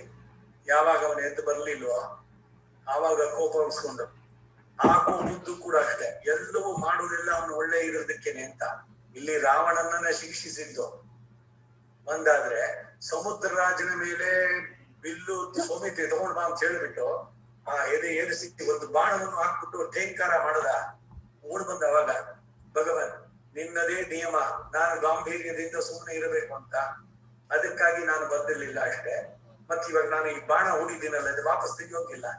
ಎಲ್ಲಿ ಬಿಡ್ಬೇಕು ಅಂದ್ರೆ ನನ್ನ ಉದರದಲ್ಲಿ ಒಂದು ದ್ವೀಪದಲ್ಲಿ ಕೆಲವು ದಸ್ಯುಗಳಿದ್ದಾರೆ, ಲೋಕ ಕಂಟಕರು. ಅವ್ರ ಮೇಲೆ ಅವರನ್ನು ಕೊಡೋದಕ್ಕಾಗಿ ಈ ನಾಟಕ, ಅದೊಂದು ಇದಕ್ಕಾಗಿ ಅಂತ. ಆ ರೀತಿನಲ್ಲಿ ಆ ಕಡೆಗೆ ಲಕ್ಷ್ಮಣ ಇನ್ನು ಸಮಾಧಾನಿಸಿ ಇದು ಶ್ರೀರಾಮ ರಿಪೂಣಾಂ ಅಪಿವತ್ಸಲ ಅಂತ ಕೊಂಡಾಡಲ್ಪಟ್ಟವ. ಕೋಪ ತನ್ನ ಆಶ್ರಿತದ ವಿರೋಧಿಗಳನ್ನ ನಿರಸನ ಮಾಡುವಾಗ ಅವನು ಆರೋಪಿಸಿಕೊಂಡು ಅಂತ. ಮನತ್ತಿற்கு ಇನಿಯಾನೈ ಪಾಡಗಂ ರಮಯತೀತಿ ರಾಮ ಅಂತ ವಸಿಷ್ಠರು ನಾಮಕರಣ ಮಾಡಿದ್ದು ನೋಡಿದ್ವಿ. ರಾಮಾಯ ರಾಮಭದ್ರಾಯ, ಯಾರ್ಯಾರಿಗೆ ಏನೇನು ರಾಮನ ಜೊತೆಗೆ ಸಂಬಂಧ ಅನ್ನೋದು ನಾಮಕರಣ ಮಾಡ್ಬೇಕಾದ್ರೆ. ಎಲ್ಲರ ಮನಸ್ಸನ್ನ ಸೂರೆಗೊಳ್ಳುವನು ರಾಮ ಅಂತ. ಇವನು ಅಪ್ರತಿಮ ರೂಪವನ್ನು ನೋಡಿ ಪುರುಷನಾದಂತಹ ಜನಕರಾಜನು ಕೂಡ ಅಶ್ವಿನಾವಿವ ರೂಪೇಣ ಎಂದು ಆಶ್ಚರ್ಯಪಟ್ಟಂತೆ. ವಿಶ್ವಾಮಿತ್ರರ ಜೊತೆ ಇವರಿಬ್ಬರು ಬಂದಾಗ ಮಿಥಿಲಿಯ ರಸ್ತೆಯಲ್ಲಿ ನಡಬೇಕಾದ್ರೆ ಮಿಥಿಲ ಜನಗಳು ನೋಡಿದ್ರು, ಏನವನ ರೂಪ ಅಂತ. ಪುರುಷರಿಗೆಲ್ಲ ತಾವು ಸ್ತ್ರೀಯಾಗಿ ಅವನನ್ನು ಆರಾಧಿಸ್ಕೊಳ್ಬೇಕು ಅಂತ ಅನ್ಸಿತ್ತು. ಅವನ ರೂಪ, ಔದಾರ್ಯ, ಸೌಶೀಲ್ಯ, ಸೌಂದರ್ಯ, ಲಾವಣ್ಯಾದಿಗಳಿಗೆ ಲೀಲಾಗ್ರಹದಂತಿದ್ದ. ಈಸ್ ದಿ ಸೋರ್ಸ್, ಆಯತನ, ಆಶ್ರಯ ಎಲ್ಲದಕ್ಕೂ ಕೂಡ. ಅವನನ್ನ ನೋಡಿ ಮಿಥಿಲಿಯ ಜನರ ನಯನಾನಂದ ಹೇಳುತ್ತಿರುವುದು. ರೂಪೋದಾರ್ಯೈ ಗುಣೈಹಿ ಪುಂಸಾಂ ದೃಷ್ಟಿ ಚಿತ್ತಾಪಹಾರಿಣ. ಪುಂಸಾಂ ದೃಷ್ಟಿ ಚಿತ್ತಾಪಹಾರಿಣ, ಎಲ್ಲರ ಮನಸ್ಸನ್ನೇ ಸೂರೆಗೊಳ್ಳುವಂತಹದ್ದು ಅವನ ರೂಪ ಎಂದ್ರು. ರಾಮ ಕಮಲಪತ್ರ ಅಕ್ಷ ಸರ್ವಸತ್ವ ಮನೋಹರ ಅಂತಂದ್ಬಿಟ್ಟು ವಾಲ್ಮೀಕಿ ಕವಿ ಆಡಿದ್ರು. ಅರಣ್ಯದಲ್ಲಿ ಶ್ರೀರಾಮನಲ್ಲಿ ಶರಣಾದ್ರು. ಜನಸ್ಥಾನದಲ್ಲಿ 14,000 ರಕ್ಕಸರನ್ನ ಕ್ಷಣ ಮಾತ್ರದಲ್ಲಿ ಸಂಹಾರ ಮಾಡಿದ್ರು. ಅವನು ಯಾವಾಗ ಕೈ ಬತ್ತಳಿಕೆಗೆ ಹೋಗುತ್ತು, ಯಾವಾಗ ಬಿಲ್ಲಿಗೆ ತಗೊಂಡ ಬಿಟ್ಟ, ಏನೂ ಇಲ್ಲ. ಕ್ಷಣ ಅಷ್ಟು 14,000 ಏನು ಖರ ದುಶ್ಮನಾದಿ ಎಲ್ರು ಸುಮ್ಮನೆ ಕೈನ ಬಿಟ್ಕೊಂಡ್ ಬಂದ್ರ. ಪ್ರತಿಯೊಬ್ಬರ ಕೈನಲ್ಲಿ ಆಯುಧಗಳು, ಪರಿಗ, ಖಡ್ಗ, ತ್ರಿಶೂಲ, ಇದು ಬೇಲಾಯುಧ ಎಲ್ಲವನ್ನು ಇಟ್ಕೊಂಡಿದ್ದಾರೆ. ಎಲ್ಲವೂ ಬರ್ತಾ ಇದೆ ಒಟ್ಟಿಗೆ ರಾಮನ ಮೇಲೆ. ಅದನ್ನೆಲ್ಲ ನಿರಸನ ಮಾಡಿ ಅವರನ್ನೆಲ್ಲ ಕೊಂದಿದ್ದು ಅದಕ್ಕೆ ಕ್ಷಣ ಮಾತ್ರ ಆಗಿದ್ದಂತ ಅವರ ಮತ್ತೊಂದು ಕೋರಿಕೆ ಇದೇನೋ ಆಯ್ತು ನಿರಸನ. ಆ ರಾಮನನ್ನ ನೋಡುದು. ನಮ್ಮ ಇನ್ನೊಂದು ಕೋರಿಕೆ, ನಾವೆಲ್ಲ ನಮ್ಮ ತಪಶಕ್ತಿಯಿಂದ ಸ್ತ್ರೀಗಳಾಗ್ತೀವಿ, ನಿನ್ನನ್ನು ಒಮ್ಮೆ ದೈಹಿಕವಾಗಿ ಆಲಂಗಿಸ್ಕೊಡ್ಬೇಕು, ಹಗ್ಗು ಮಾಡಬೇಕು ಅಂತ. ಅದಕ್ಕೆ ಅವನು ಹೇಳ್ದ, ಈಗ ಬೇಡ, ಇದು ಮುಂದಕ್ಕೆ ನಾನು ಕೃಷ್ಣನಾಗಿ ಬಂದಾಗ ನಿಮ್ಮ ಈ ಬಯಕೆಯನ್ನ ಪೂರೈಸೋಣ ಅಂತ. ರಾಮೋ ರಾಮ ರಾಮ ಇತಿ ಪ್ರಜಾನ ಅಭವಂಕರಾಹ ಅಂತ ನಾವು ಹಾಡ್ತಾ ಇದ್ರು ಕೂಡ ರಾಮನ ಇರುವೆ. ನೀನ್ ಯಾಕೆ ಇನ್ನು ಬಾಯಿ ತೆರೆದು ಮಲಗದೆ ಇದೆಯಲ್ಲ, ಕೃಷ್ಣ ಅಲ್ಲ ರಾಮನನ್ನೇ ಕೊಂಡಾಡ್ತಾ ಇದ್ದೀವಿ ನಾವು ಅಂತ ಇವ್ರು ಕೇಳ್ತಾ ಇದ್ದಾರೆ. ಜನಸ್ಥಾನದಲ್ಲಿ 14,000 ರಕ್ಕಸೊಡನೆ ಕರ ದೂಷಣ ತ್ರಿಶಿರಸ್ಸು ಇವರುಗಳೆಲ್ಲ ರಾಮ ಒಬ್ಬನೇ ಕೊಂದದ್ದು, ಇವನೊಬ್ಬನೇನೆ 14,000 ಎದುರಿಗೆ ಬಂದಂತವ್ರು. ಅಲ್ಲಿಂದ ಬದುಕುಳಿದು ಬಂದಂತಹ ಅಕಂಪನ ಈ ವಿಷಯವನ್ನು ತಿಳಿಸೋನು, ರಾವಣನಿಗೆ ಹೋಗಿ ತಿಳಿಸುವಂತವ್ನು ಇವನು. ಈಗ ಅರಣ್ಯ ಕಾರಣದಲ್ಲಿ ಒಬ್ಬ ರಕ್ಕಸರು ಇಲ್ಲ, ಎಲ್ರು ಪುರಕಾಲಿ. ನಾನೊಬ್ಬ ಬದುಕುಳಿದಿದ್ದೆ, ನಿನಗೆ ಇನ್ಫಾರ್ಮೇಶನ್ ಹೇಳೋಕ್ ನಾ ಬಂದಿದ್ದೀನಿ. ಇಲ್ಲಿ ಯಾರು ಇಲ್ಲ. ಇವಾಗ ನಿರಾತಂಕವಾಗಿ ಎಲ್ಲ ಮಹರ್ಷಿಗಳು ಅವರ ದೈನಂದಿನ ಕೆಲಸಗಳು, ಜಪ ತಪಗಳು, ಹೋಮ ನಿತ್ಯ ವಿಧಿಗಳನ್ನು ನಡೆಸ್ಬೋದು ಅನ್ನೋದನ್ನ. ರಾಮೋ ನಾಮ ಮಹಾತೇಜಾಹ ಶ್ರೇಷ್ಠ ಸರ್ವ ಧನುಷ್ಮದ. ಎಲ್ಲ ಧನುಷ್ಮ ಯಾರ್ಯಾರು ಬಿಲ್ಲನ್ನ ಹಿಡಿದಿರೋ ಅವರಲ್ಲೆಲ್ಲ ಬಹಳ ಶ್ರೇಷ್ಠನಾದವನಿವನು.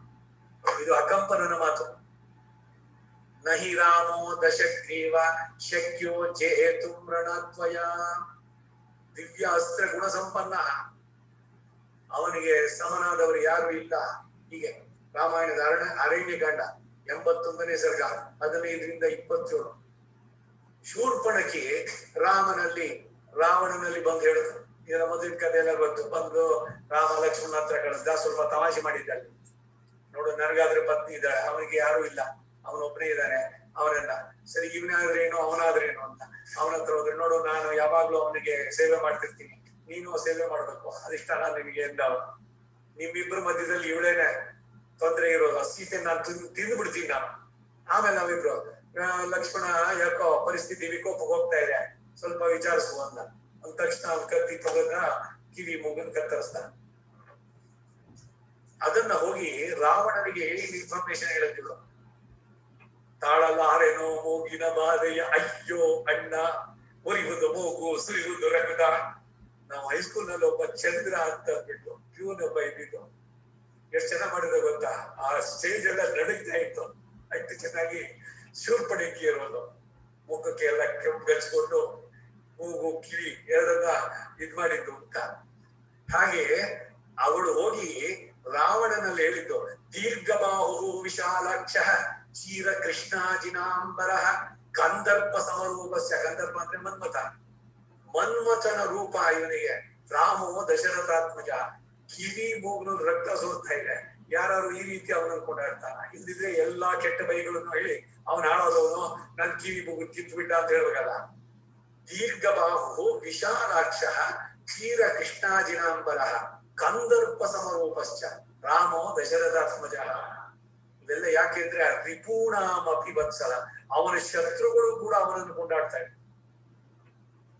ಇದು ರಾಮನ ಹಿರಿಮೆ. ಋಷೀಣಾಂ ಅಭಯಂ ದತ್ತಂ ಕೃತಕ್ಷೇಮಾಶ್ಚ ದಂಡಕಾಹ. ಋಷಿಗಳಿಗೆ ಅಭಯವನ್ನು ಕೊಟ್ಟ, ನಿಮಗೆ ರಾಕ್ಷಸರು ಉಪಟಳುವಂತ ಬಿಡುಗಡೆ ಮಾಡ್ತೀನಿ ಅಂತ. ಕೃತಕ್ಷೇಮಾಶ್ಚ ದಂಡಕಾಹ, ದಂಡಕಾರಣ್ಯವನ್ನ ಕ್ಷೇಮವಾಗಿ ಮಾಡಿಬಿಟ್ಟ ಎಲ್ಲ ಮಹರ್ಷಿಗಳಿಗೆ ಇವರುಗಳಿಗೆ ಅಂತ. ಕಿವಿ ಮೂಗನ್ನ ಕಳೆದುಕೊಂಡು ರಕ್ತ ಸುರಿತಾ ಇದ್ರು ಕೂಡ ಶ್ರೀರಾಮನ ಸೌಂದರ್ಯದೊಂದಿಗೆ ಅವನ ವೀರ್ಯವನ್ನ, ಅವನ ಪರಾಕ್ರಮವನ್ನ ಅದನ್ನ ಕೊಂಡಾಡ್ತಾಳೆ. ಭಯದಿಂದಲೂ ಭಗವಂತನನ್ನು ಪಡೆಯಲು ಸಾಧ್ಯ ಅನ್ನೋದು ಇದು ಮಾರೀಚನ ವೃತ್ತ ಅಂತ. ಮುಂದಕ್ಕೆ ಮಾರೀಚ ಅವನಿಂದ ಅವನು ಸಹ ರಾವಣನ ಕುರಿತಿರ್ತಾನೆ. ನ ರಾಮ ಕರ್ಕಶಸ್ತಾತ ನಾ ವಿದ್ವಾನ್ ನಾ ಜಿತೇಂದ್ರಿಯ ಅನೃತಂ ನ ಶ್ರುತಂ ಚೈವ ನೈವತ್ವಂ ವಕ್ತುಮರ್ಹಸಿ. ರಾಮೋ ವಿಗ್ರಹವಾನ್ ಧರ್ಮ, ಪರ್ಸಾನಿಕೇಶನ್ ಆಫ್ ಧರ್ಮ. ಇದೊಂದು ಅಬ್ಸ್ಟ್ರಾಕ್ಟ್ ವಾಚಕ ಧರ್ಮ ಅನ್ನುವಂಥದ್ದು. ಹೌದಪ್ಪ, ನೀನೇ ಸಂಪರ್ಕದಲ್ಲಿ ಇಟ್ಟುಕೊಂಡಿದ್ದೆ, ಆದ್ರೆ ನಾವು ಆಚೆ ಕೆಲಸ ದಯವಿಟ್ಟು ಯಾರು ಬರ್ತಿರೋ ಆನ್ಲೈನ್ ಅಲ್ಲಿ ನಿಮ್ಮ ಇದನ್ನ ಮ್ಯೂಟ್ ಮಾಡ್ಕೊಳ್ಳಿ. ಏನೋ ಹೇಳ್ತಾ ಇದ್ದಾಗ ಎಷ್ಟು ಡಿಸ್ಟರ್ಬೆನ್ಸ್ಗಳು.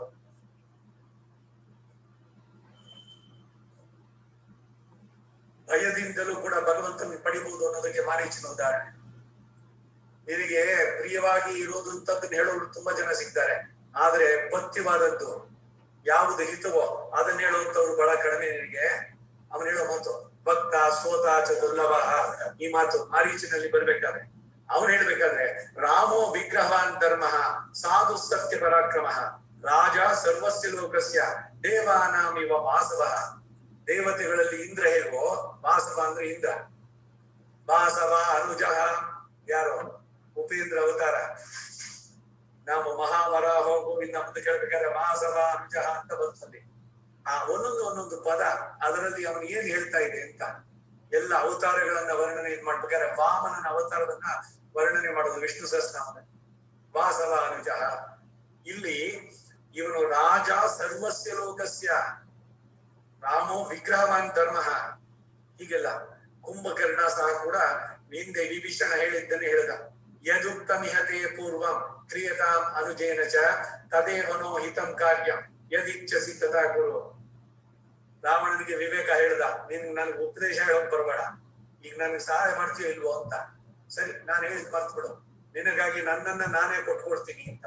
ಅದಕ್ಕೆ ಕೂತ್ತತ್ತಿ ವಾಯುವಿನಿಂದ ಕುಂಭಕರ್ಣನಂ ಅಂತ ಹೇಳಿದ್ದೆ. ರಾವಣನ ವಧೆಯ ನಂತರ ಸಾಧ್ವಿ, ಅವಳು ಮಂಡೂದರಿ, ನೆನೆಸ್ಕೊಳ್ಳುವಂತ ಅವಳು. ಇವನು ಎಷ್ಟೇ ಅಲ್ಲ, ಅವನು ವಿವೇಕ ಅವಳು ಹೇಳಿದ್ರೆ ಕೇಳಲಿಲ್ಲ ಆಯ್ತಾ ಪ್ರತಿಯೊಂದರಲ್ಲೂ ಕೂಡ.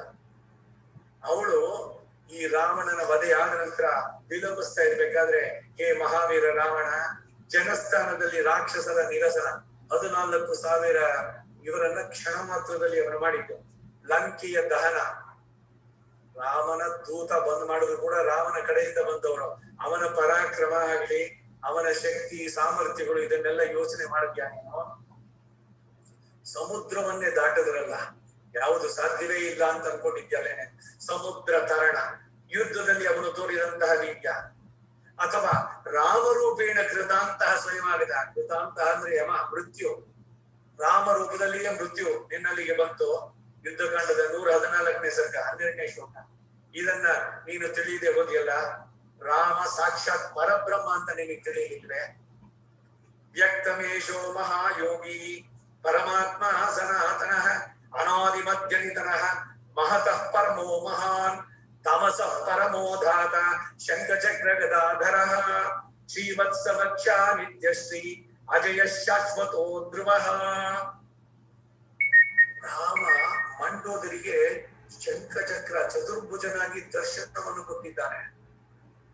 ಇದನ್ನು ಬಹಳ ಮುಖ್ಯವಾಗಿ ನೋಡ್ತಾರೆ. ಅವಳೆಂತಹ ಪರಮ ಸಾಧ್ವಿ ಅಂತ.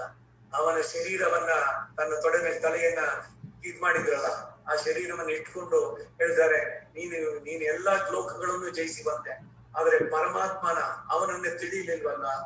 ತಮಸಃ ಪರಮೋದಾತ ಶಂಖಚಕ್ರ ಗದಾಧರ ಶ್ರೀವತ್ಸವಕ್ಷಾಹ ನಿತ್ಯಶ್ರೀ ಅಜಯ ಶಾಶ್ವತೋ ಧ್ರುವ. ನಿತ್ಯ ಅವನು ಸಕಲೇತರ ವಿಲಕ್ಷಣ, ಭಗವಂತನನ್ನ ಚೆನ್ನಾಗಿ ತಿಳಿದವಳು.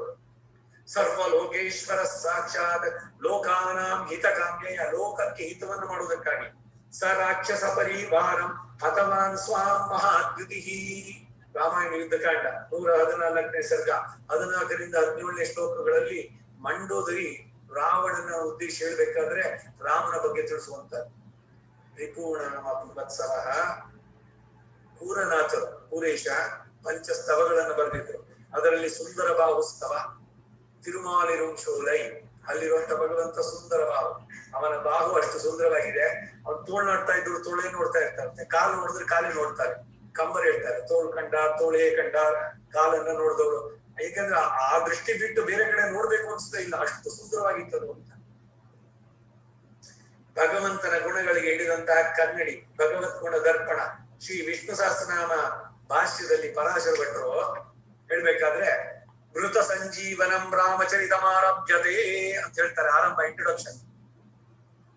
32 ಶ್ಲೋಕಗಳನ್ನ, ಹೆಸರುಗಳನ್ನ, ವಿಷ್ಣು ಸಹಸ್ರನಾಮನ್ನ, ಅದರಲ್ಲಿ ಭಗವಂತನ ಹೆಸರುಗಳನ್ನ ರಾಮನಿಗೆ ಅನ್ವಯ ಮಾಡಿ ಹೇಳ್ತಾರೆ.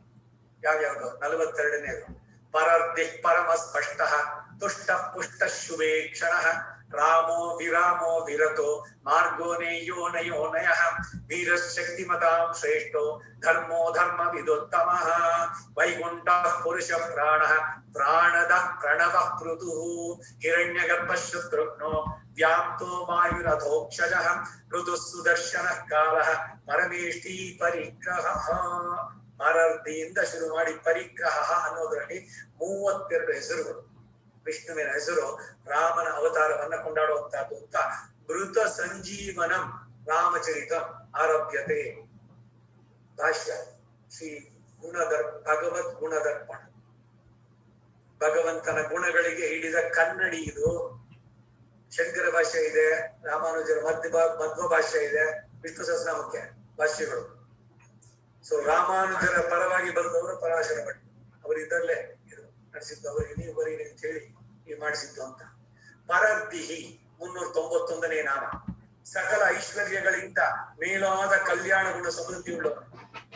ಎಲ್ಲವೂ ಕೂಡ ಅವನೇ ಸೋರ್ಸು. ಪ್ರತಿ ಜಗದಾಧಿಕಾರನಾದಾಗ ಎಲ್ಲ ಮಂಗಳಕ್ಕೂ ಕೂಡ ಸಕಲ ಕಲ್ಯಾಣ ಗುಣ ಪರಿಪೂರ್ಣ, ಎಲ್ಲ ದೋಷಗಳಿಂದ ದೂರ ಅಂತ ಹೇಳ್ಬೇಕಾದ್ರೆ ಪರಮ ಸ್ಪಷ್ಟ, ತನ್ನ ಪರತ್ವವನ್ನ ತಾನೇ ಸ್ಪಷ್ಟವಾಗಿ ತೋರಿರುವ, ಮಂಡೋದರಿಗೆ ತೋರದಂತೆ. ಈಗ ತಾನೇ ನೋಡಿದ್ವಿ ಶಂಖ ಚಕ್ರ ಅವನು ಧರಿಸಿರುವುದು ಸದಾ. ಹೇಗಿದ್ದಾನವನು? ದ್ವಾರಕಾ ನಿಲಯಾಚ್ಯುತ ಕೃಷ್ಣನೋ, ರಾಮನೋ, ವಿಷ್ಣುವೋ, ನಾರಾಯಣನೋ, ವೈಕುಂಠನಾಥ, ಎಲ್ಲವೂ ಅವನೇ. ತುಷ್ಟ, ಪ್ರಜೆಗಳು ತನ್ನನ್ನು ಹೊಂದಲು ಅನುಕೂಲವಾಗುವಂತೆ ದಶರಥನ ಸುಖನಾಗಿ ಜಗತ್ಪಾಲನ ಲಾಭದಿಂದ ಉಂಟಾದ ಪ್ರೀತಿಯಿಂದಾಗಿ ತುಷ್ಟ.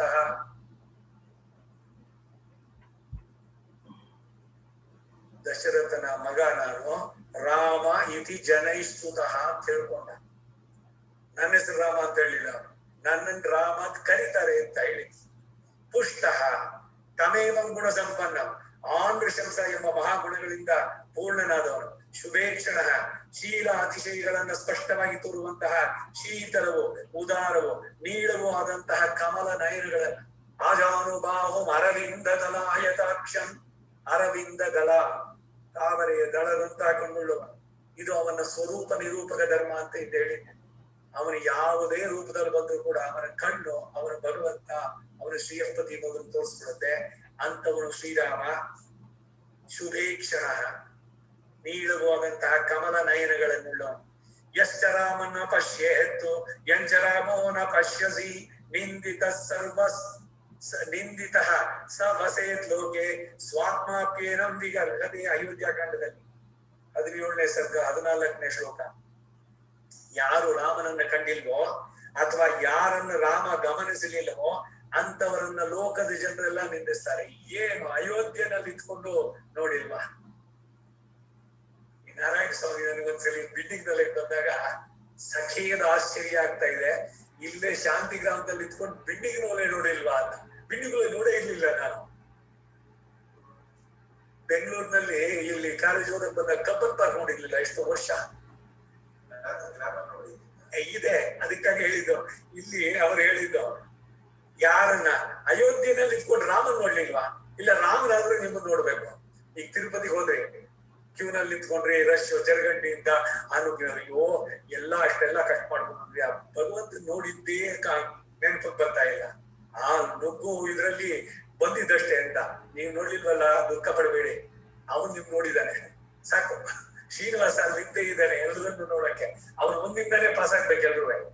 ನೀವು ಏನ್ ನೋಡಿದ್ರೋ ಏನ್ ಮಾಡಿದ್ರು ಅದಕ್ಕೆ ಅಲ್ಲಿ ಹೋಗಿದ್ದಷ್ಟ ಕಣ್ಣು ಮುಚ್ಕೊಂಡು ಕೆನ್ನೆ ತಕ್ಬಿಡೋದು. ಸರಿಯಾಗಿ ವಿಗ್ರಹ ನೋಡಿ, ದಿವ್ಯ ಮಂಗಳ ವಿಗ್ರಹ, ಕಾಲಿನಿಂದ ತಲೆ ತನಕ, ಇಲ್ಲ ತಲೆಯಿಂದ ಗಾಳಿ ತನಕ, ಕೇಶವ ಪಾದಾದಿ ಅಥವಾ ನಖಶಿಖಾ ಅಂತ ಜೊತೆಗೆ ನಖ ಕಾಲು ಶಿಖಾ ಅಲ್ಲಿಗೆ ತನಕ ಅವನನ್ನು ದೃಷ್ಟಿಸಿ ಕಣ್ಣಲ್ಲಿ ತೂಕೊಂಡ್ಬಿಡ್ಬೇಕು. ಆಮೇಲೆ ಕಣ್ಣು ಮುಚ್ಕೊಂಡ್ರು ಆ ತಿರುಪತಿ ಶ್ರೀನಿವಾಸ ಕಣ್ಣು ಕಾಣಿಸ್ಬೇಕು. ಹಾಗೆ ರಾಮ ಎಲ್ಲರ ಮನಸ್ಸನ್ನ ಕೊಂಡವನು. ಶುಭೇಕ್ಷಣ 396ನೇ ನಾಮ. ರಾಮ ತನ್ನ ಗುಣಗಳಿಂದ ಸೌಂದರ್ಯದಿಂದ ಎಲ್ಲರಲ್ಲೂ ಕೂಡ ಸಂತೋಷವನ್ನು ಉಂಟು ಮಾಡೋನು. ವಿರಾಮ ಬ್ರಹ್ಮಾದಿಗಳು ಕೊಟ್ಟ ವರಗಳನ್ನೆಲ್ಲ ಸುಳ್ಳಾಗಿಸಿದವನು.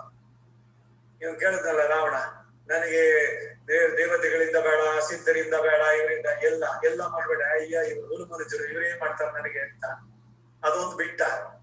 ಇವನ ಓವರ್ ಕಾನ್ಫಿಡೆನ್ಸ್ ಅಬೌಟ್ ಹಿಸ್ ಶಕ್ತಿ ಇದೆಲ್ಲ ಮನುಷ್ಯರನ್ನು ಬಿಟ್ಟ. ಅವರಿಂದಾನೆ ಅಂದಿದ್ದೆ ಬ್ರಹ್ಮ ಕೊಟ್ಟ ವರ ಎಲ್ಲ ಸುಳ್ಳಾಗಿಸಿ ಇವನಿಗೆ ಮೃತ್ಯು ಇದ್ರದ್ದಾಗದವನು.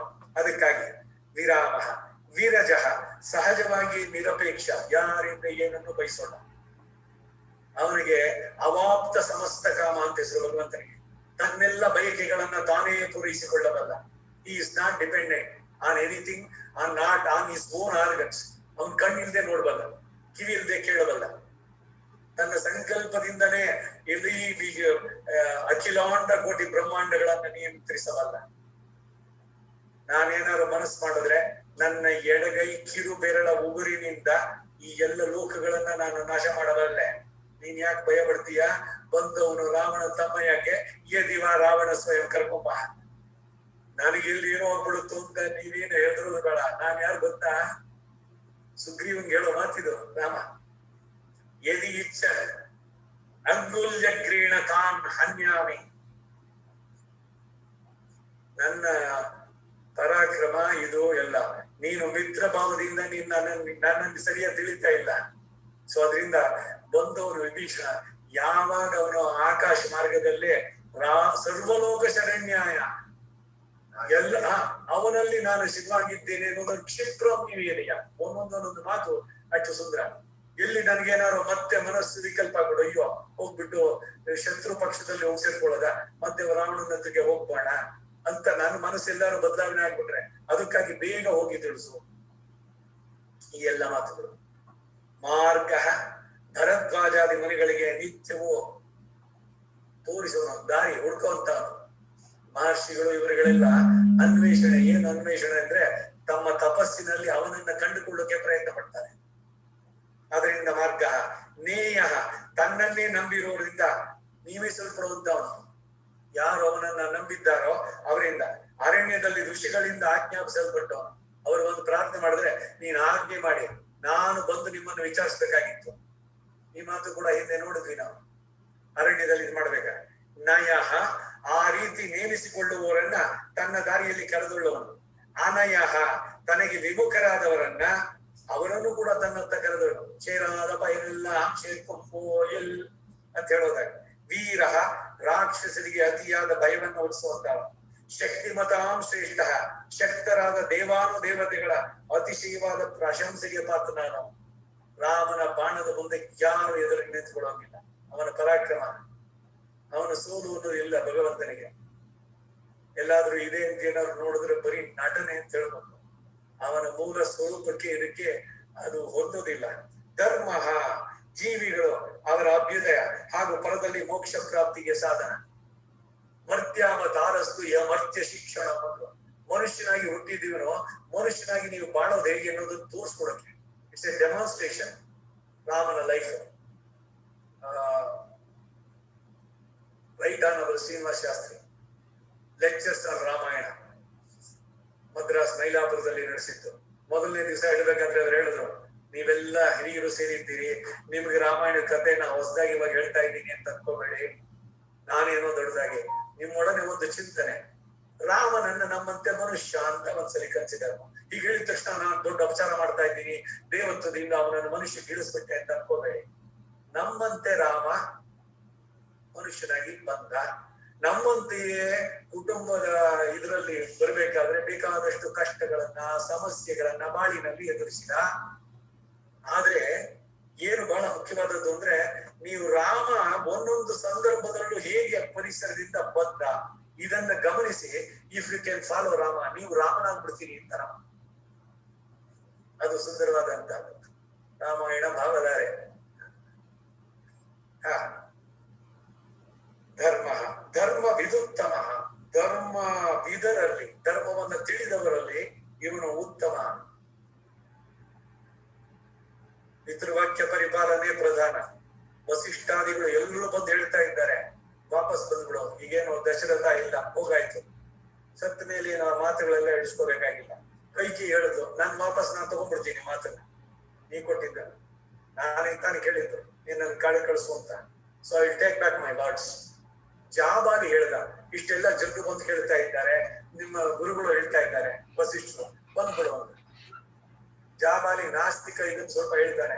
ರಾಮ ಹೇಳ್ತಾನೆ, ಏನಿದು ಮಹರ್ಷಿಯಾಗಿ ಈ ಮಾತು, ನೀವು ಯಾರು ಹೇಳಿದ್ರು ಅದಕ್ಕಲ್ಲ, ನಾನು ಧರ್ಮವನ್ನು ಪಾಲಿಸ್ಬೇಕು, ತಂದೆಗೆ ಕೊಟ್ಟು ಬಂದಿದ್ದೀನಿ ಮಾತು. ಪಿತೃವಾಕ್ಯ ಪರಿಪಾಲನೆ ಪ್ರಧಾನ ಧರ್ಮ. ಅದರಿಂದ ಮಿಕ್ಕಿದ್ದೆಲ್ಲ ಆಮೇಲೆ. ಭರತ ನಾನು ಪ್ರಾಯೋಪವೇಶ ಮಾಡ್ತೀನಿ ಅಂತ ಗರ್ಭಿನಲ್ಲಿ ಮಲಗಿದ ರಾಮನ ಮುಂದೆ. ಎದ್ದೇಳು, ಏನಿದು?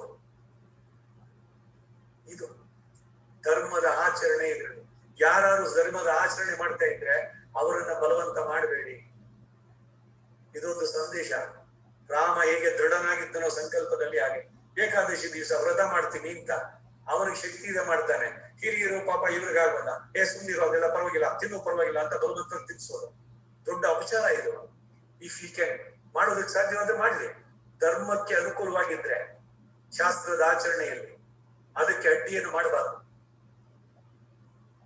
ಪರವಾಗಿಲ್ಲ ಬಂದ್ಬೇಡಿ, ಇವತ್ತು ಒಂದ್ ದಿವಸ ತಿನ್ಬೇಡಿ ಅಂತ ಏನೋ ಆಬ್ಲಿಗೇಷನ್, ಅದು ಸರಿಯಾಗಿ ಹೋಗ್ಲಿ, ಭಗವಂತನಿಗೆ ನಿವೇದನವಾಗಿತ್ತ ಸ್ವೀಕಾರ ಮಾಡೋದಕ್ಕೆ. ಇದೆಲ್ಲ ಸಮಾಜದಲ್ಲಿ ನಾವು ನೋಡುವಂತ. ಸುಮ್ಮನೆ ಯಾರನ್ನೋ ಬಲವಂತ ಮಾಡೋದು, ಇಲ್ಲ ಅವರು ತಿಂತಾ ಇಲ್ಲ ನನಗೆ ಅಂತ. ನಮ್ಮ ಊರ್ನಲ್ಲಿ ನಾನು ಒಬ್ರಿಗೆ ಹೇಳಿದೆ, ಎಲ್ಲರಿಗೂ BP ಇದು ಡಯಾಬಿಟಿಸ್ ಇದೆಲ್ಲ 200-300 ಶುಗರ್ ಇದೆ, ಬಲವಂತ ಮಾಡಿ ಅವ್ರಿಗೆ ಇನ್ನೊಂದು ಸ್ವಚ್ಛಪ್ಪ ಆಗೋದು. ವಿಷಯ ಕೊಡ್ತಾ ಇದ್ದೀರಿ ಅವ್ರಿಗೆ ನಿಮ್ಮ ಆತ್ಮೀಯತೆಯಿಂದ. Are you helping him? ಯಾರಿಗೆ ಸಕ್ಕರೆ ವಿಷವೋ ಅವ್ರಿಗೆ ಬಲವಂತವಾಗಿ ತಿನ್ಸಿದ್ರೆ ಅದು ಪ್ರೀತಿ ಆತ್ಮೀಯತೆ ಅನ್ಸುತ್ತ? ಈ ಮೋಹ ಇದು ಹೋಗ್ಬೇಕು. ಹಾಗೆ ಧರ್ಮ ಇವುಗಳನ್ನ ಆಚರಣೆ ಮಾಡಬೇಕಾದ್ರೆ ಯಾವುದವರಿಗೆ ಹಿತ ಅದಾಗದಕ್ಕೆ ಹೊರತು ನಾಲಿಗೆ ರುಚಿ ಅಲ್ಲ.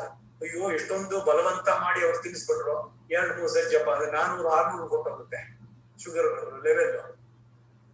ಈ ತರದ್ದಾಗ್ಬಾರ್ದು. ಧರ್ಮ ವಿದುತ್ತಮ ವೈಕುಂಠ, ಎಲ್ಲರನ್ನು ಸೇರಿಸುವನು.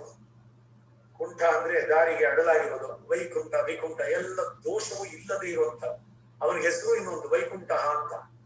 ವೈಕುಂಠ ಅದು ಮೋಕ್ಷ, ಅದಕ್ಕೊಂದು ಹೆಸರಾದ್ರೆ ಭಗವಂತನಿಗೆ ಆ ಹೆಸರು. ವಿಕುಂಠ ದಾರಿಗೆ ಅಡ್ಡಲಾಗದೆ ಇರುವಂತಹದ್ದು. ಇವರ ಅಧ್ಯಾತ್ಮ ಸಾಧನೆಯಲ್ಲಿ ಪಡೆಯುವುದಕ್ಕೆ ಸಾಧ್ಯವಾಗುತ್ತೆ ವೈಕುಂಠನನ್ನು.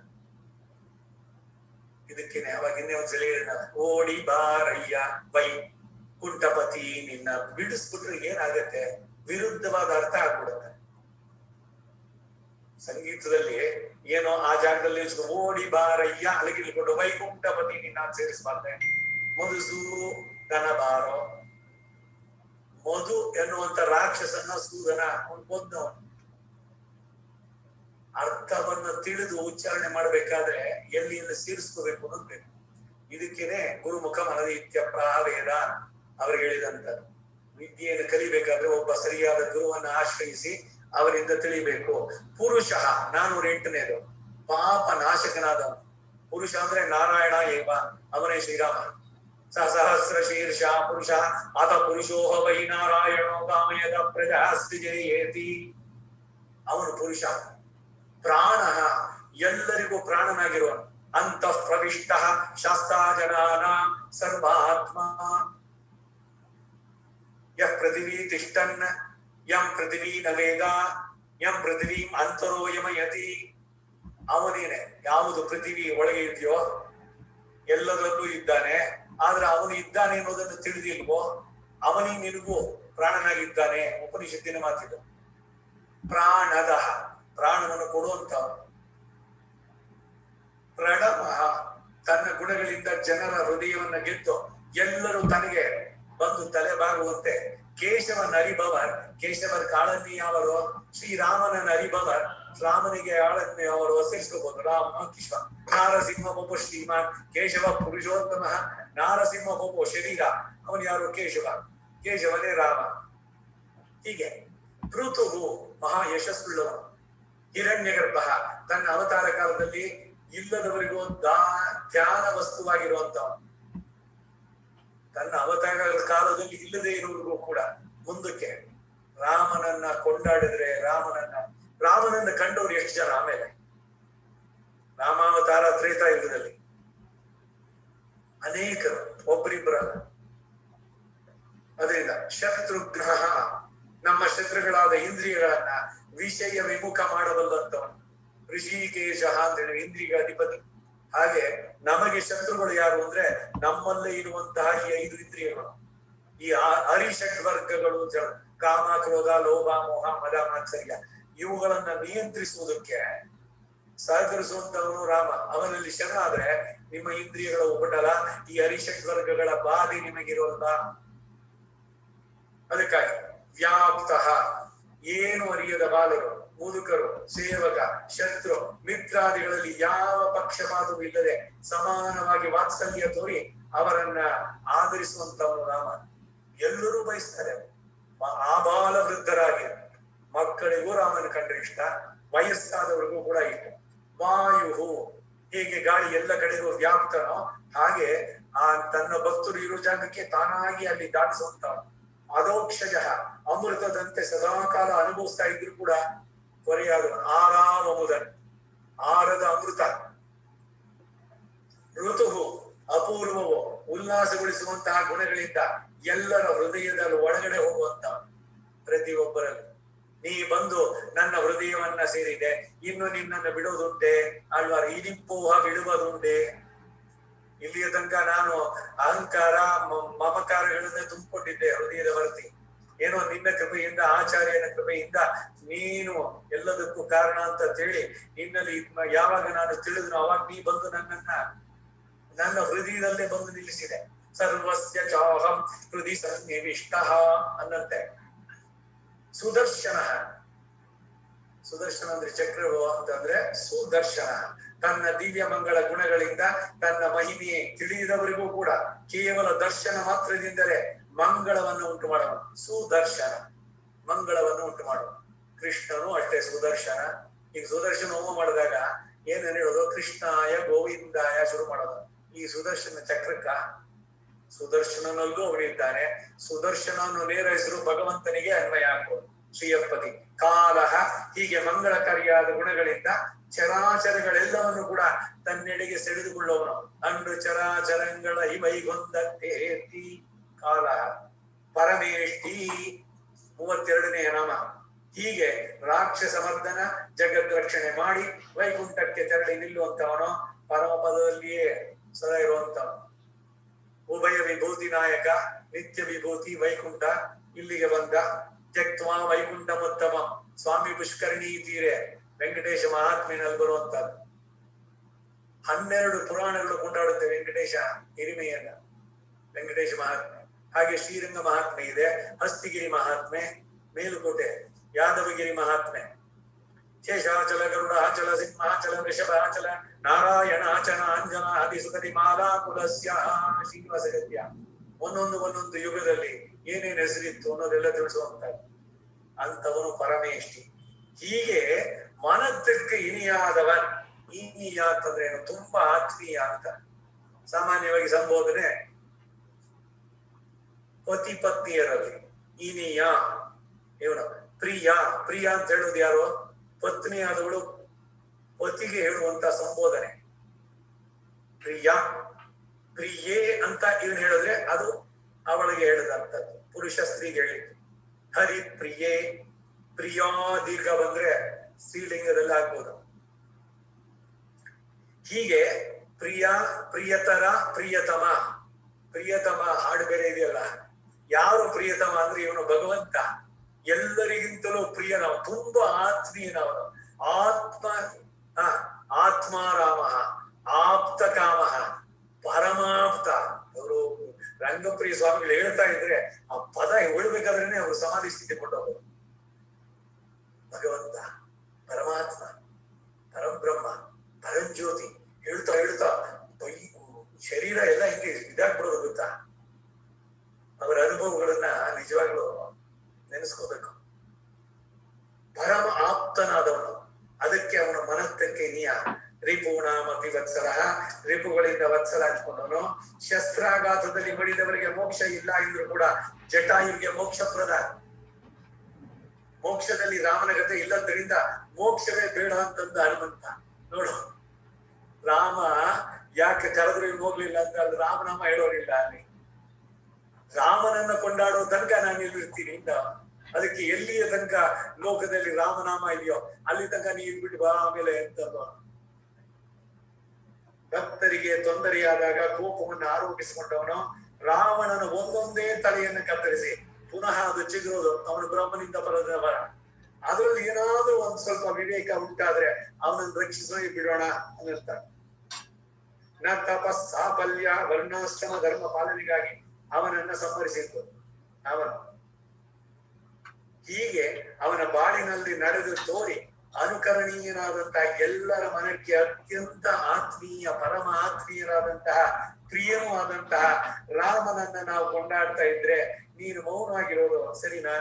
ಇನ್ನಿತ್ತ ಹೇಳಂದಿರಾ ಇದೆಂತ ಪೇರು ರಕ್ಕ, ಇನ್ನಾದ್ರೂ ಹೇಳು ಇದೆಂತ ನಿದ್ದೆ, ಅನೈತಿಲ್ಲತ್ತಾರು ಮರೀದೇಳೋ ಬೇರೆ ಎಲ್ಲ ನಾವೆಲ್ಲ ಜನ ಬಂದು ಕೂಗ್ತಾ ಇದೀವಿ, ಹೇಳಿಲ್ಲ ಪಕ್ಕದವ್ರ ಮನೆಯವರೆಲ್ಲ ನೋಡ್ತಾರೆ, ನಿನಗೆ ಅವಮಾನ ಆಗತ್ತ ಆಮೇಲೆ ಇನ್ನಾದ್ರೂ ಹೇಳಬಾರ್ದೆ ಅಂತ ಎಲ್ಲ ಮನೆಯವರೆಗೂ ಈ ಚಳಿಯಲ್ಲಿ ನಿನ್ನ ಮನೆ ಬಾಗಿಲಲ್ಲಿ ನಿಂತಿರೋದು ತಿಳಿಯೋದಕ್ಕೆ ಮೊದಲೇನೆ ನೀನ್ ಎದ್ದೇಳು. ಈ ನಮ್ಮ ಅತಿಥಿಯ ವ್ರತ ಸಿದ್ಧಿಸುತ್ತೆ. ಟೈಮ್ ಆಗೋಯ್ತು. ಕನ್ನಡದ ಅನುವಾದ. ಎಳೆಗರುವ ನೊಲವಿಂದೆ ನೆನೆದು ಕೂಗುತ್ತಾ ನೊರೆ ಬಿಟ್ಟು ಪಾಲ್ ಕೋಡಿ ವರಿಪ ಬೇರೆಮ್ಮೆಗಳ ನಾಯಕನ ಸಿರಿ ಗೋವಳನ ತಂಗಿ ಎಳೆಲವು ಮಂಜಿನಲ್ಲಿ ನೆನೆಯುತ್ತಾ ಮುಂಬಾಗಿಲೋಳು ನಾವು ಲಂಕೆ ಅರಸನ ಗೆಲ್ಲಿದ ಮನದಿಚ್ಛೆಗಳ ಸರಿಪ ರಘುವರನ ತುದಿಸುತ್ತಿರೆ ನೀ ಮೌನವಿರಲಹುದೇ ಏತರನ ನಿದ್ದೆ ಇದು ಜನವೆಲ್ಲ ನೋಡ್ಬೋದೋ ಬೇಗೇಳು ಈ ನಮ್ಮ ನೋಪಿತ ನೊಳ್ಳಿ ತಕ್ಕ. ஓதா ரங்கநாதாய நமஹ. ஓதை பிறந்தவர் கோவிந்தன் வாழுமோ சோதி பிடிமாடும் தோன்றமோ நீதியார் நல்ல பக்தர் வாழுமோ நான்மறைகளோதும் ஒரு வெள்ளி பத்தூர் வைதற்கோனோர் பாதக்கங்கள் தீர்க்கும் பரமனடி காட்டும் வேதம் அனைத்துக்கும் வித்தாகும் ஓதை தமிழ் ஐந்தும் ஐந்தும் அறியாதவான் இடை வையும் சுமப்பதம் நம்பு திருவாடிபுரத்தில் சுதித்தாழ்வாழியே திருப்பாவை 30 செப்பினாழ்வாழியே பெரியாழ்வார் பெற்றெடுத்த பெண்பிள்ளை வாழியே பெரும்போதோர் மாமனிக்கு பின்னான ஆழ்வாழியே ஒருமொத்தன 43 உரைத்தாழ்வாழியே உயர் அரங்கற்கு மறுவாரம் திருமல்லிவள நாடுவாழியே வன்புதுவைனார் கோதை மலர்பதங்கள் வாழியே நாட்டாள் திருவடிகளே சரணம். சர்வம் ஸ்ரீ வாசுதேவார்ப்பணமஸ்து.